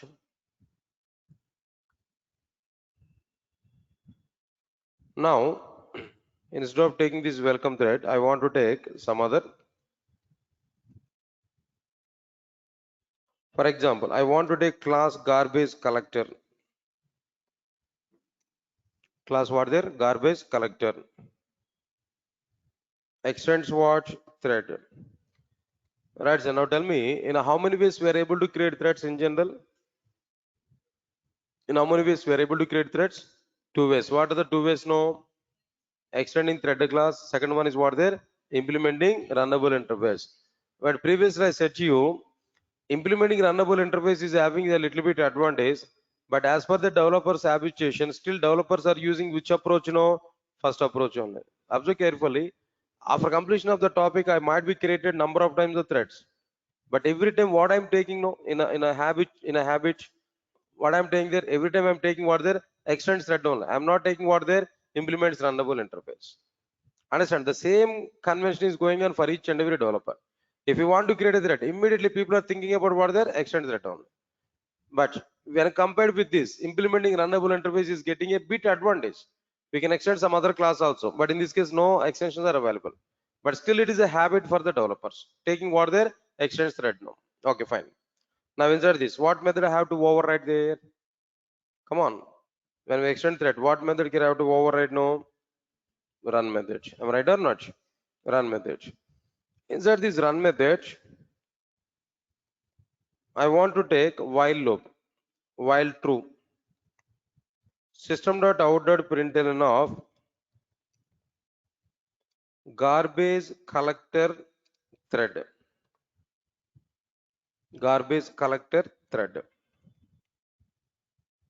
Now tell me, sir, how many times that garbage collector thread will be executed? How many times the garbage collector thread will execute?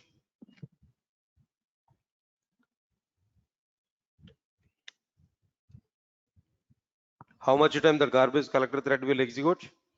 Infinite number of times, infinite time. Infinite times that garbage collector thread is going to be executed. No ending point for it. Alright. Now understand it. Garbage collector is equal to new garbage collector. Here we provided. Next one is what there? Garbage collector dot start method. Garbage collector is started. For example, think of it. This main class is a JVM. Main class is what there? JVM. Garbage collector thread is started. Then after that, now we want to take the JVM. Now JVM execution is what? Is it infinite number of times or finite times? No. By default, it is infinite, not in infinite. No. But if you write any while loop, the continuous infinite loop, if you provide that, JVM will be an infinite loop. But by default, JVM is what there? Finite. How many lines of code is available inside the main method? After that, it will execute.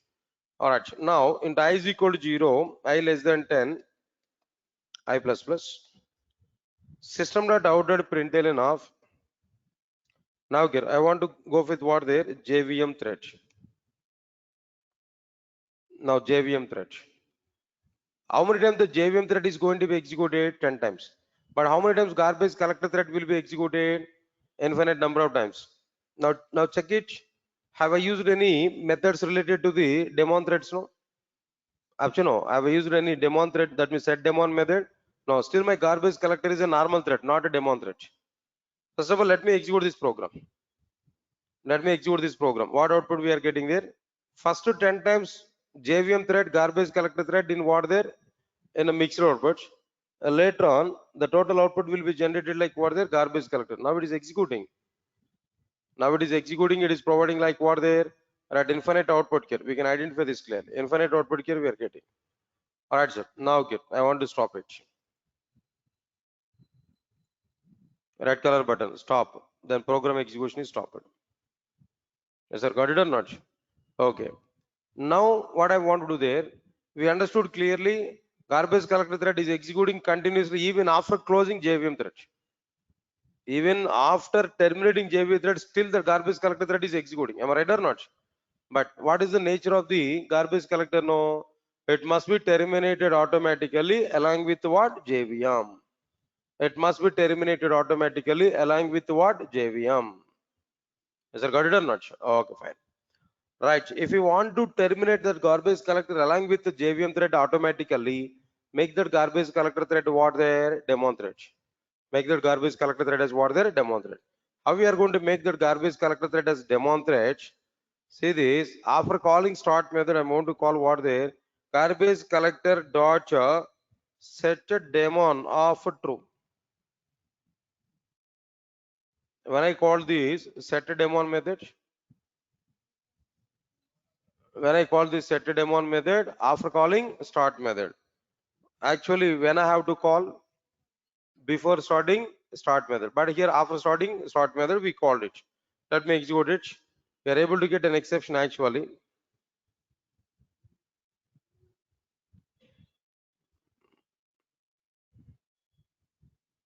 Going on, I want to stop this. I stopped it.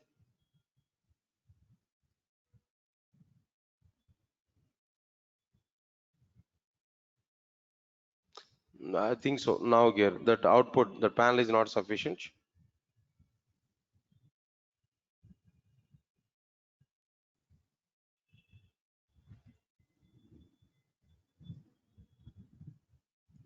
Not sufficient.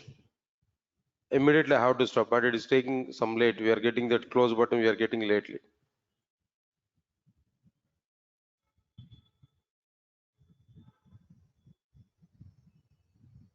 Overall completed. This much of time it will not wait. Exception we are getting there internally. Okay, do one thing. Exception only if you want to display. I'll go for some manipulation. I want to stop this. What there? Output I want to stop.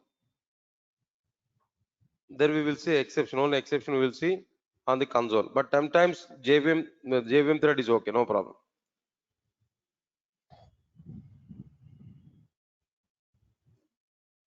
Previously, because of this continuous output, that exception is generated, but it is already went out. Okay, on the panel we are unable to see that exception. Now we got that exception now. Illegal thread state exception we are getting. What is that exception now? Illegal thread state. Okay. So what is the solution here now? What is the solution for it here? If we want to get, if we don't want to get exception, what we have to do there? We have to access this method before starting thread. We have to access this method before starting thread. Illegal thread state exception. Okay, now observe carefully. Previously we got infinite output or not? Where I clicked on red color button or not to stop the flow of execution. But now I'm not going to do that. Automatically program execution is going to be completed automatically along with the main thread execution. Of course, garbage collector thread output is not coming. But main thread is started, main thread is terminated. Along with that, garbage collector is also be terminated. Garbage collector is also be terminated. Previously, what happened? Even though main thread is terminated, garbage collector has executed continuously or not? Now, still the garbage collector is in infinite loop. Please remember this. But along with the main thread, automatic garbage collector thread is terminated. See one more time here. Now this time main thread we are getting, garbage collector thread we are getting there. After displaying this last output of the JVM thread is moving toward the data state. In between the time is there now, the small amount of time. After displaying the last output and moving to the data state, between that small time is there now. Within the time, this garbage collector thread has executed and it has been destroyed. It has been terminated along with what their main thread. Heard or not? So now only one point here we have to recognize. Now I'm not terminating the program. Automatically program is terminating. Garbage collector that is terminated automatically along with what their JVM. Right. This is exactly the meaning of what their garbage collector. That means like what their daemon thread.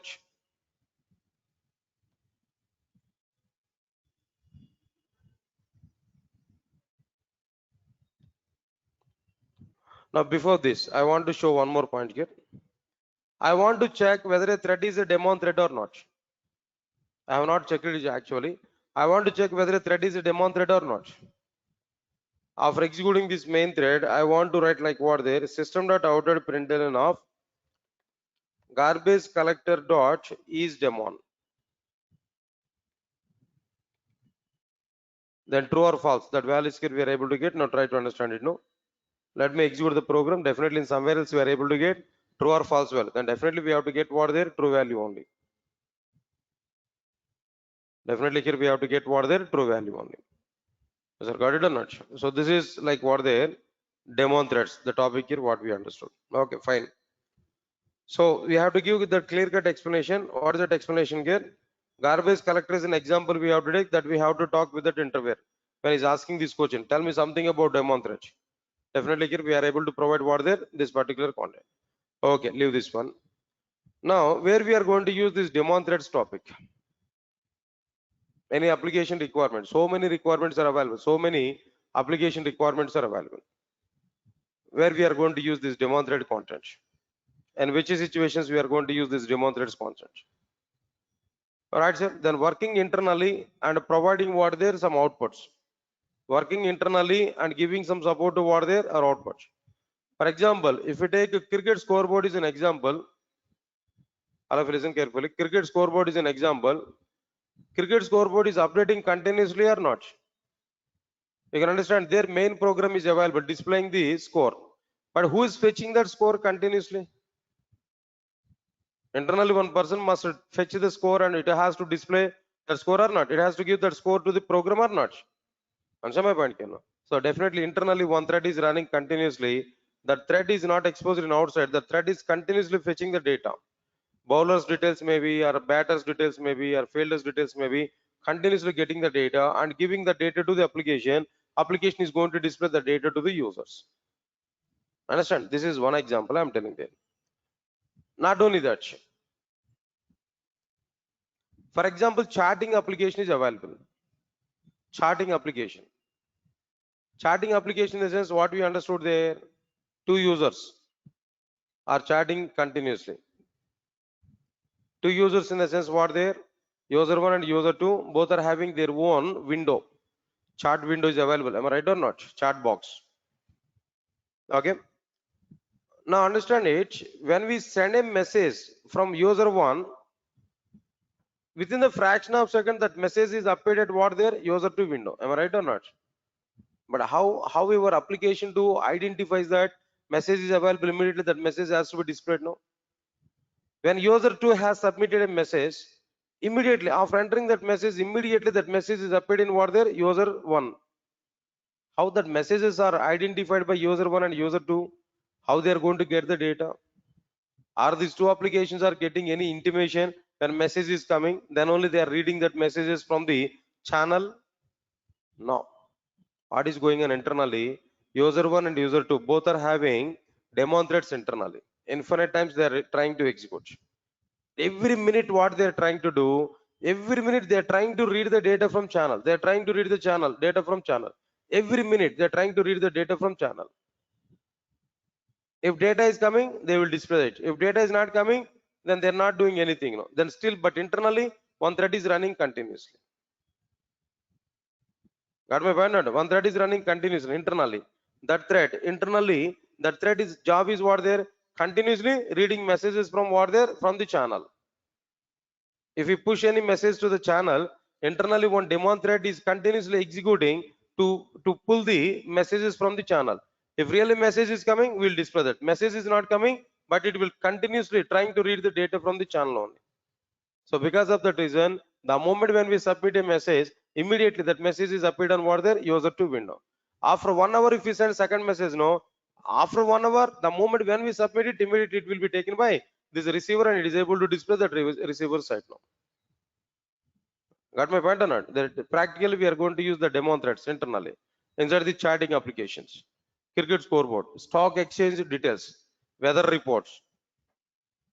Sir, am I right or not? Weather reports. Messages are generated by the message providers. But when message is coming, immediately we have to read that and immediately we have to display it or not. For reading every minute, for displaying the data to the user, internally a thread is working. That thread is nothing but what there? Demon thread. One more best example I can say no. I think all of you are right. I think you already aware about the Swiggy food delivery application. No, not aware. It's must mandatory for all of you, right? Those are in aware minimum, right?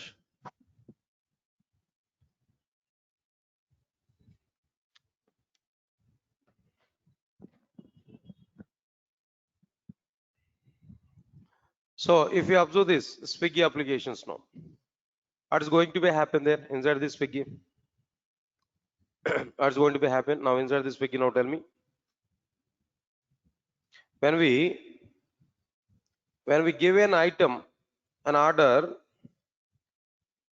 What happened there? After giving your item order, immediately that Swiggy server side application will search for a delivery agent nearby the restaurant. First of all, Swiggy server side application will identify the restaurant where we booked already order, where we provided order for food item. After identifying the restaurant, the Swiggy server side application will search for the nearby delivery agent. If any person is identified in the nearby location, immediately Swiggy server will ask to that delivery agent, you want to deliver this item or not? Of course, they may have the two buttons. One is accept and second one is what is decline.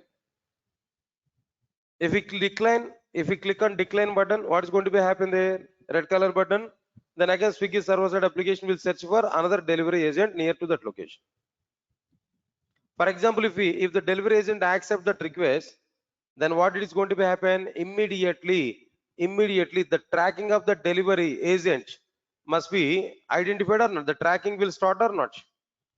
Every minute of the delivery agent movement will come to the customer mobile phone or not. Where he is available at present, what he is doing, where he is taking right turn, where he is taking left turn, where he is taking U-turn. That every tracking details we are getting it or not. Answer my point here. The delivery agent had a mobile phone. On the basis of GPS system, maybe that mobile phone is working, where GPS system is getting the details of the delivery agent and giving that information to the channel. But message is coming to the channel. But how that message would be taken by our server, how that messages are going to be exchanged to our mobile phone? No? There, of course, we are going to use some messaging systems. Number of messaging systems are available. ActiveMQ is one of the messaging system. RabbitMQ is another messaging system. Similarly, Kafka is another messaging system. These many systems are available. Third-party applications are available. Of course, we are going to use them. But how they are getting that messages continuously? That is my question. How these third-party applications are getting messages continuously from delivery agent mobile to then customer mobile? How they are exchanging the messages continuously? Continuously they are getting message from delivery agent. Continuously the same messages must be transferred toward their customer mobile phone. How this application is getting the message and pushing that message to the customer? There, that the third-party applications like ActiveMQ, maybe like RabbitMQ, or maybe like Kafka, all these are using internally two threads. One thread is for getting messages from the source. Another one is what they're sending messages to the target. Continuously, two threads are running continuously. Internally they are running, getting messages, sending messages, getting messages, sending messages. No, got or not? So that threads are nothing but what they're daemon threads. That threads are called as what they're daemon threads. Internally daemon threads we are getting. Next one is after that, timers we are going to provide in some applications. No, timers, time calculation. When we start the timer, how much duration we are going to take to complete a particular work? The timer must work internally or not? The timer is also a thread. The thread is nothing but what their daemon thread. The timers are running internally. At the end, it will provide the duration of a walk. Got or not? But the timer must run internally or not? As a daemon thread. It's a daemon thread. It is providing the timer service to the application. Clear to all of you know? Right, sir. In a bank application, one more example I'm telling that. In a bank application, for example, if you take ICICI Bank, ICICI Bank, if you take no, but you are the administrator inside that ICICI Bank. You are the manager inside the ICICI Bank. Your requirement is what there? When a transaction is done inside this ICICI Bank, immediately you want to get that message. When a transaction is done, that may be withdrawal or that may be deposit or that may be transfer funds, whatever it may be. When a transaction is done in the with that particular bank or branch, immediately that manager wants to get a notification. Then how? Of course, the transaction is completed. Transaction is done with that same bank. Immediately the transaction details here that manager wants to see. How he is able to get know when transaction is done? Application transaction could be done by application only. The server side application will trigger a message. Okay, this particular transaction is completed with this particular customer. Okay, it will trigger a message. But how our manager is able to get that message? No. Every minute transactions are going on. For a minute, 100 transactions are going on. 100 messages are triggered. But how we are able to get all 100 messages one by one in a tabular format? No. Definitely somebody else must read that messages from the channel or not. Who's reading that messages from the channel there? Internally, a thread is reading that messages from the channel continuously, and the thread is providing that messages to the screen. So that internal person is nothing but what there? A daemon thread. So like this, we can talk n number of examples for what there? Daemon threads. Right, sir? Anyway, then totally, what exactly the meaning of daemon threads? That concept here we understood, but just examples only I'm giving there. That one standard example also we have given. Whenever we are getting this question, what is daemon thread? Try to explain this total information. Try to explain this total information to the user. That means that interval. Then only able to satisfy about our content. This is max information about the daemon threads. What are the examples you have taken that we can speak out all these examples? But best example is what their garbage collector example. JVM and garbage collector example, if we take no, then easily other person, opposite person will understand clearly. Okay, leave this one. This is okay, fine, clearly. All right, the daemon threads, the topic here, what we understood. Finally, I'm asking there, how we are able to make a thread as a daemon thread now? Tell me, by using which method? Set a daemon method. What is the parameter to the set a daemon method? A boolean parameter. What values are possible? True or false. If it is true, thread will be daemon thread. If it is false, thread will not be daemon thread. Got or not? But I want to check whether a thread is a daemon thread or not. Then what I have to do? Is daemon method. Is daemon method is able to check what their thread is daemon thread or not. It able to provide maybe true or maybe false values. Clear. Leave this point here. Next one, after completion of this daemon threads and this thread library, after understanding this thread class library, the next topic is like what there. The next concept is what there. Thread safe resources. Thread safe resources. And I'm telling this point clearly to all of you. This thread safe resources title may not be available in outside, but intentionally I'm keeping this heading. Directly in outside, people are going to give the side heading is what there, directly synchronization. But if you go to the directly synchronization, you will not understand the meaning of synchronization effectively. So we have to start right from what the thread safe resources. Part of the thread safe resources, I will discuss about what their synchronization. Right, sir. Then when we compare in outside, no, this heading may not be available. I intentionally am providing this heading now, but I will give what is the meaning of this intention. What is the meaning of this particular one? Okay, thread safe resources. All right, sir. What is the meaning of this thread safe resources? What you are understanding? What is the first of all? What is the meaning of a resource is thread safe? Right. Observe carefully, all of you know. When we execute more than one thread on the same program or on the same data item or on the same data, then the threads are called concurrent threads,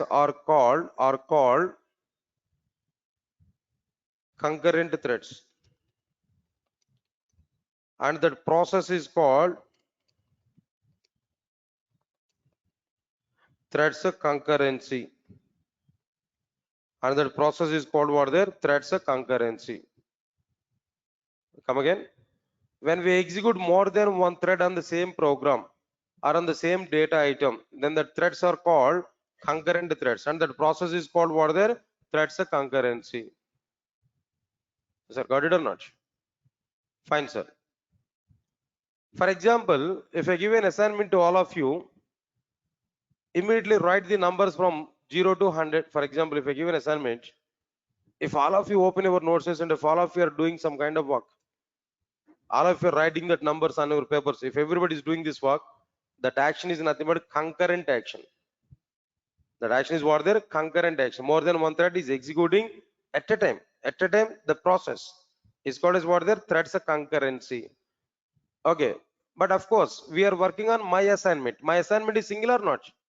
On my assignment, we are working there. So we are working on a single.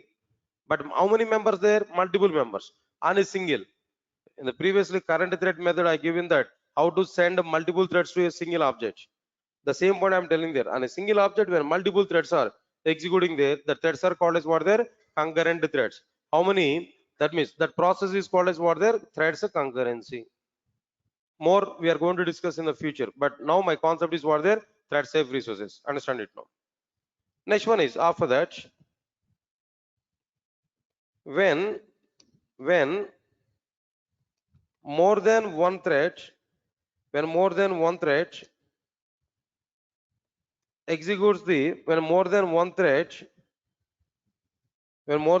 is performing operations on the same data item,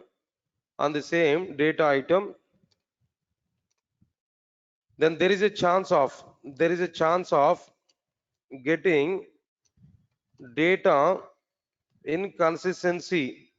Then there is a chance of getting data inconsistency. Answer my point. Okay.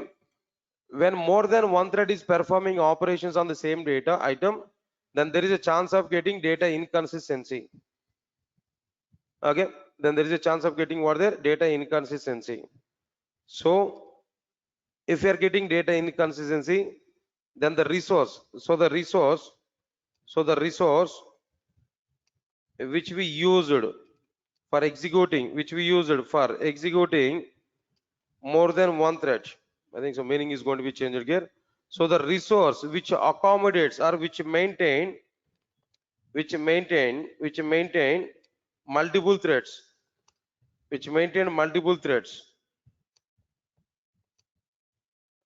is not a thread safe resource. Right, sir. Then I think so. This statement you may get confusion. I want to give the same point in different way. Understand it. Why? Because the track is changing now. In your level, you are going to be changed, diverted here. If I give that point here, let me take an example. By that, we are able to understand it clearly. What's the point I am telling there? When we execute more than one thread on the same program or on the same data item, then that threads are called as concurrent threads, and that process is called as what? Their threads concurrency. Is that correct or not? Okay, fine. Listen carefully. One simple example. Everybody can understand this example. No? Easily we can identify it. Observe carefully.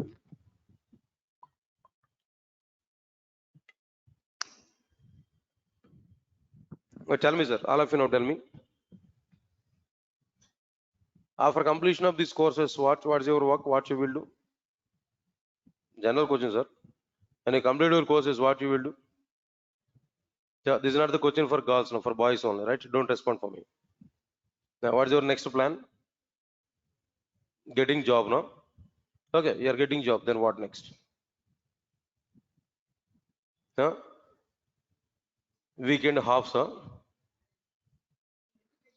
Is that what you are saying? Marriage. Yeah, my required answer that one only. Correct. Marriage. Right, sir. Any expectations? Hero. Any expectations about opposite person there? Tell me what you are expecting from opposite person. That is my question now. Um,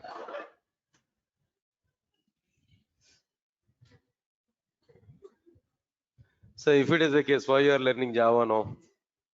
Huh? Just if it is only girl, then what is the requirement to come to Hyderabad? What is the requirement here? Just ask your parents now immediately. Next minute they'll arrange a marriage for you. Huh? Definitely. Then my wishes are coming to you. Definitely you will get a good software engineer as a wife. But she will work in company, but you will not work in the company. You have to clear the total household things, everything. But after 1 year of time, a JVM will come. You have to take care about that JVM only, but ma'am will work in the company only. These are my wishes now, right? Right, sir. For example, listen carefully. Very good example I'm telling now. For example, after completion of this course, you may get job. You may join with a company. Got it or not? When we join with the company, obviously the minimum psychology is what? A doctor can marry a doctor. A software engineer will marry a software engineer. It's going on actually. In the companies, after joining with the companies now. For example, you may marry with a software engineer, for example. They are getting married with a software engineer. What type of discussions are going on in a house now? Hey, exception is there. Please clear it, that exception now. Error is coming this side now. You have to clear that error. This thread is not in my control. Who's the thread now? one JVM, another JVM. Like this kind of terminology we have to use. Unfortunately, both are in Java domain. Objects, classes, everything, right? Fine, sir. Good enough. Now, what happened there? For example, if you both are working in the same company, if both of you are working in the same company, what you are going to do there? Two salary accounts. You may think about it in the after. See, in the initial stage of the marriages, now what is going to be happen? Wife and husband are very much close. Then they are thinking about it. Why we are going to maintain two separate accounts now? Why this much of separation between us? People are thinking about it. Then immediately they want to go for what they joint accounts. So what is that, sir? What is a joint account now? One account, two ATM cards. Simple point. Account is single, but two ATM cards. Both the salaries will be credited there. When a husband is might be investing more, when a husband is consuming more money, immediately she will talk with you like, no, tomorrow onwards I want to have my own account separately. No, definitely their partition will come. Okay, fine. For example, they had very good understanding. They're very good cooperative. Finally, they have taken a joint account. Okay, joint account is available, right? Both are working in the same company. Both are having salary account, joint account only, but two ATM cards are provided. Both are leading their life effectively, going on good. Unfortunately, the project manager is available. What that project manager analyzed there, he has given yearly report for each and every employee. Yeah, every employee tracked inside the companies. Yearly report might be provided for that employee. On the basis of that only, they are going to select the best employee of that company. Best employee of that year. They are going to be calculated. So they will calculate everything. Yearly report was provided for this both the wife and husband. What happened there? Before marriage, their work performance is very good. After marriage, their work performance is too low. They are not inside the companies on time. They are not coming to the company on time. They are leaving from the company on time. A bit earlier mode they are leaving, and a bit late they are coming to the companies. So their working hours are reduced gradually. Yeah, because of responsibilities. Getting married in the sense, it's not like staying at our hostel there, right? It's not like staying at our hostel. Then when the class is coming, then the class is at 8 o'clock, just getting ready by 7:50 and coming walking to this. Not like that. There's so many responsibilities are there. Get my point or not? Okay. Then immediately what project manager decided? So if we keep this wife and husband in the same company, in the same project, in the same near the cabin, no, then work is not going to be good. Then immediately what the project manager has done there, simply he reallocate. That means he wants to separate these two people. Then for a husband, he has given a Hyderabad center. For a wife, he has given Chennai center. Both are separated, but still joint account, two ATM cards. Getting it? What I'm telling there. Okay, fine. Now the situation is what? Wife is at Chennai, husband is at Hyderabad, for example. Two ATM cards. How many accounts? No, single account, joint account. Fine. Software engineers, maximum they are going to do some fun at the Sundays only, right? In general, they had some vacant time is what their Sundays only. They'll go for what their Sundays only. That's okay, fine. Then what happened there? Without having communication. So both are not at the same place. No, they're at two different places. No, without giving prior intimation each other wants to withdraw some amount. One particular Sunday in their account, in the joint account, after the cutoffs, in every cutoff, after the loan amounts and everything, cutoffs are going on. After these cutoffs, finally 10,000 amount is available in the account, in the joint account. Only how much amount there? 10,000. But on one Sunday evening, both they wants to withdraw some amount of money from this account. So unfortunately, this is unexpected. Unfortunately, not unfortunate. No, this unexpectedly, both wife and husband went to their nearest ATM centers exactly at evening 5 o'clock. Exactly at evening 5 o'clock, they went to the ATM centers. Both of them they kept their ATM cards in that ATM centers exactly at the same time. Understand it now? Exactly at the same time, both of them wants to withdraw 7,000 each. But in the account, how much amount is available? 10,000. So both they specified withdrawal amount is what? 7,000. They clicked on their enter buttons in their keyboards. Then what happened there? The transactions has to be performed or not? Now observe carefully. Think about it. ICICI Bank, Bangalore. ICICI Bank, Bangalore. This is a bank service actually. Male is at what there? Hyderabad. Female is at what place there? Chennai. ATM missions. Both are swiping their cards. Application is started. Both are performing withdrawal operation. Thread is created, ready to execute. When both of them are specified, withdrawal amount is 7,000, 7,000. Clicking on enter buttons, two threads are coming to the same bank. Two threads are threads. Now, performing operation is nothing but what the threads. Two threads are working on what account there? Same account. Inside this account also balance is of data. Balance variable is available. That is the data. On that balance data only both the threads are working. Now tell me, two threads are working on the same account or not? Two threads are working on the same account or not? Understand it clearly. Then these two threads are nothing but what their concurrent threads. The two transactions are called as what their concurrent transactions. Got it or not? Now I'm explaining the problem with the concurrency. When two threads are executing at a time over the balance variable value in the transaction or in the same bank account and a single account that both the transactions are working there, both the threads are working there, then think about it, what is going to be happen? Two cases I'm telling there. Case number one, if a bank application allows both the transactions at a time, or bank application does not allow or do not allow both the transactions at a time. Two cases are available. For example, a bank application allows both the transactions at a time, what will happen? Think a minute about it. What will happen? If both the transactions are allowed at a time, what will happen? How much amount is required to complete the transactions? 14,000. But how much amount is there inside the account now? 10,000. But what is going to be happen inside the transactions now? When we are triggering the transaction, before the transaction, after the transaction, amount will be calculated. For both the persons, before the transaction is what there? 10,000. Understand my point here now? Both the persons are saying how much amount, withdrawal amount 7,000, 7,000. Okay, valid. If both are allowed at a time, the problem I'm telling there. After the transaction, what is going to be happen? After the transaction, minus 4,000 is going to be happen. Am I right or not? Of course, banks are not allowing this kind of transactions. Banks are not allowing this kind of transactions. Understand my point here now? After the transaction, what happened there? Minus 4,000 is the value to both the things now. But before the transaction, after the transaction, addition of the bank amount and user amount must be tallied. But here it is not tallied.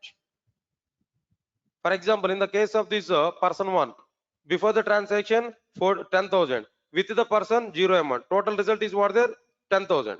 After the transaction with the person 7,000, the bank amount is what there? Minus 4,000. 7,000 plus minus 4,000, 3,000. But before the transaction 10,000, after the transaction 3,000 only. Data is consistent or inconsistent now?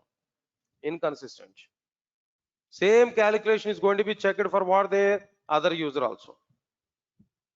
In your Oracle, if you have transaction topic, this you must understand.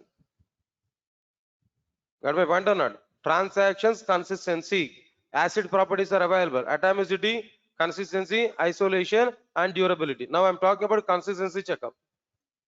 For the other person also, before transaction, how much amount is available in the account there? 10,000. How much amount is available with the user? 0. 0 plus 10,000, 10,000.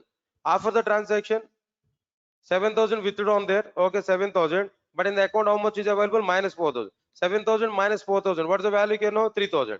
Before the transaction, 10,000. After the transaction, 3,000 is only available. Now, data is consistent or inconsistent? No, inconsistent. So, if both the transactions are allowed at a time, then here we are getting like what there? Data inconsistency. If the data inconsistency operations are allowed here, so the bank application, the method, what we have used to allow these transactions, that bank application or that method is not a thread safe resource. Is not a thread safe resource, is a thread unsafe resource. It's not like what the thread safe resource.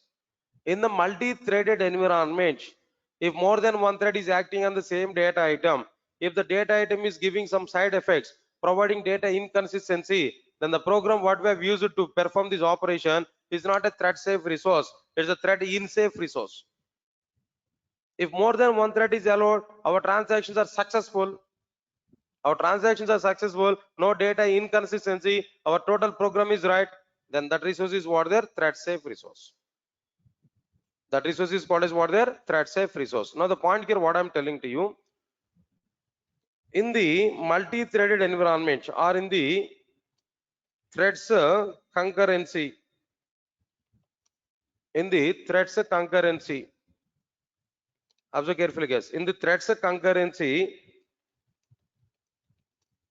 if more than one thread is acting on the same data item, if more than one thread is acting on the same data item, and if the data is consistent, and if the data is consistent, then the resource, then the resource which is performing the operation is called a thread safe resource. That's it. When it is the case, no, when the resource is a thread safe, no, if more than one thread is acting on the same data item, and if the data is consistent, even after performing more than one thread on the same data item, still the data is consistent, then the resource is what there, then the resource which is performing the operation is called as what there, thread safe resource. Answer my point here. In this context, okay, fine. This is one point. Next one is the same point I'm going to give for another point here, another conclusion here. In the threads concurrency, if more than one thread is acting on the same data item, and if the data is inconsistent, if the data is inconsistent, then the resource which is performing the operation is not, simply speaking, is not a thread safe resource. Is not a thread safe resource, is a thread safe resource. Now tell me, more than one thread must, simple points, more than one thread must allowed on the single data item. Sir, get my point or not? More than one thread is allowed on the single data item where data must be consistent, then the resource is what there, thread safe resource. More than one thread is allowed on a single data item, but the data is not consistent, then that resource is what there, not a thread safe resource. It is not a thread safe resource. Thread safe resource allows more than one thread at a time and execute successfully without having any data inconsistency. Got my point or not?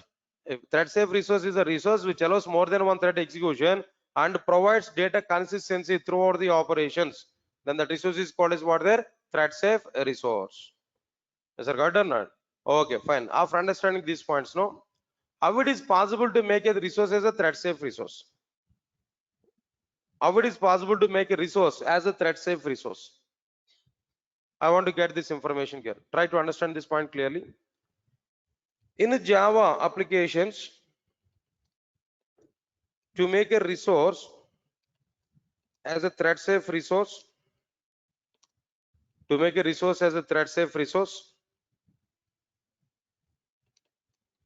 have to use the following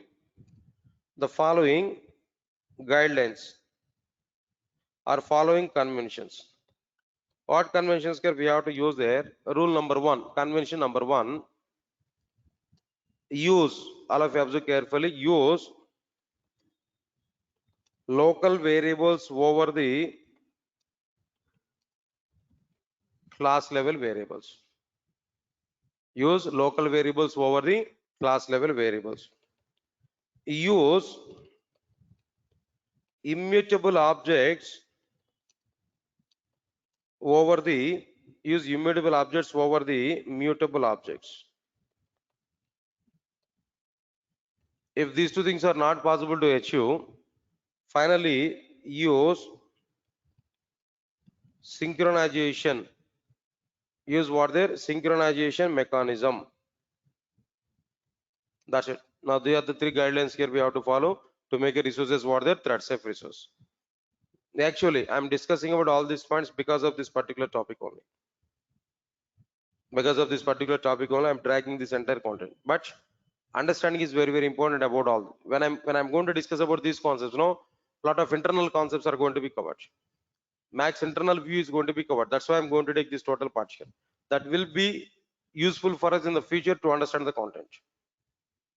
Is it clear? All of you are getting clarity on this, no? Right, sir. Now tell me. To make a resource as a thread safe resource, what conventions can we have to follow? First one is what there? Use local variables over the class level variables. Next one is what there? Use immutable objects over the mutable objects. Next one is what there? Use a synchronization mechanism.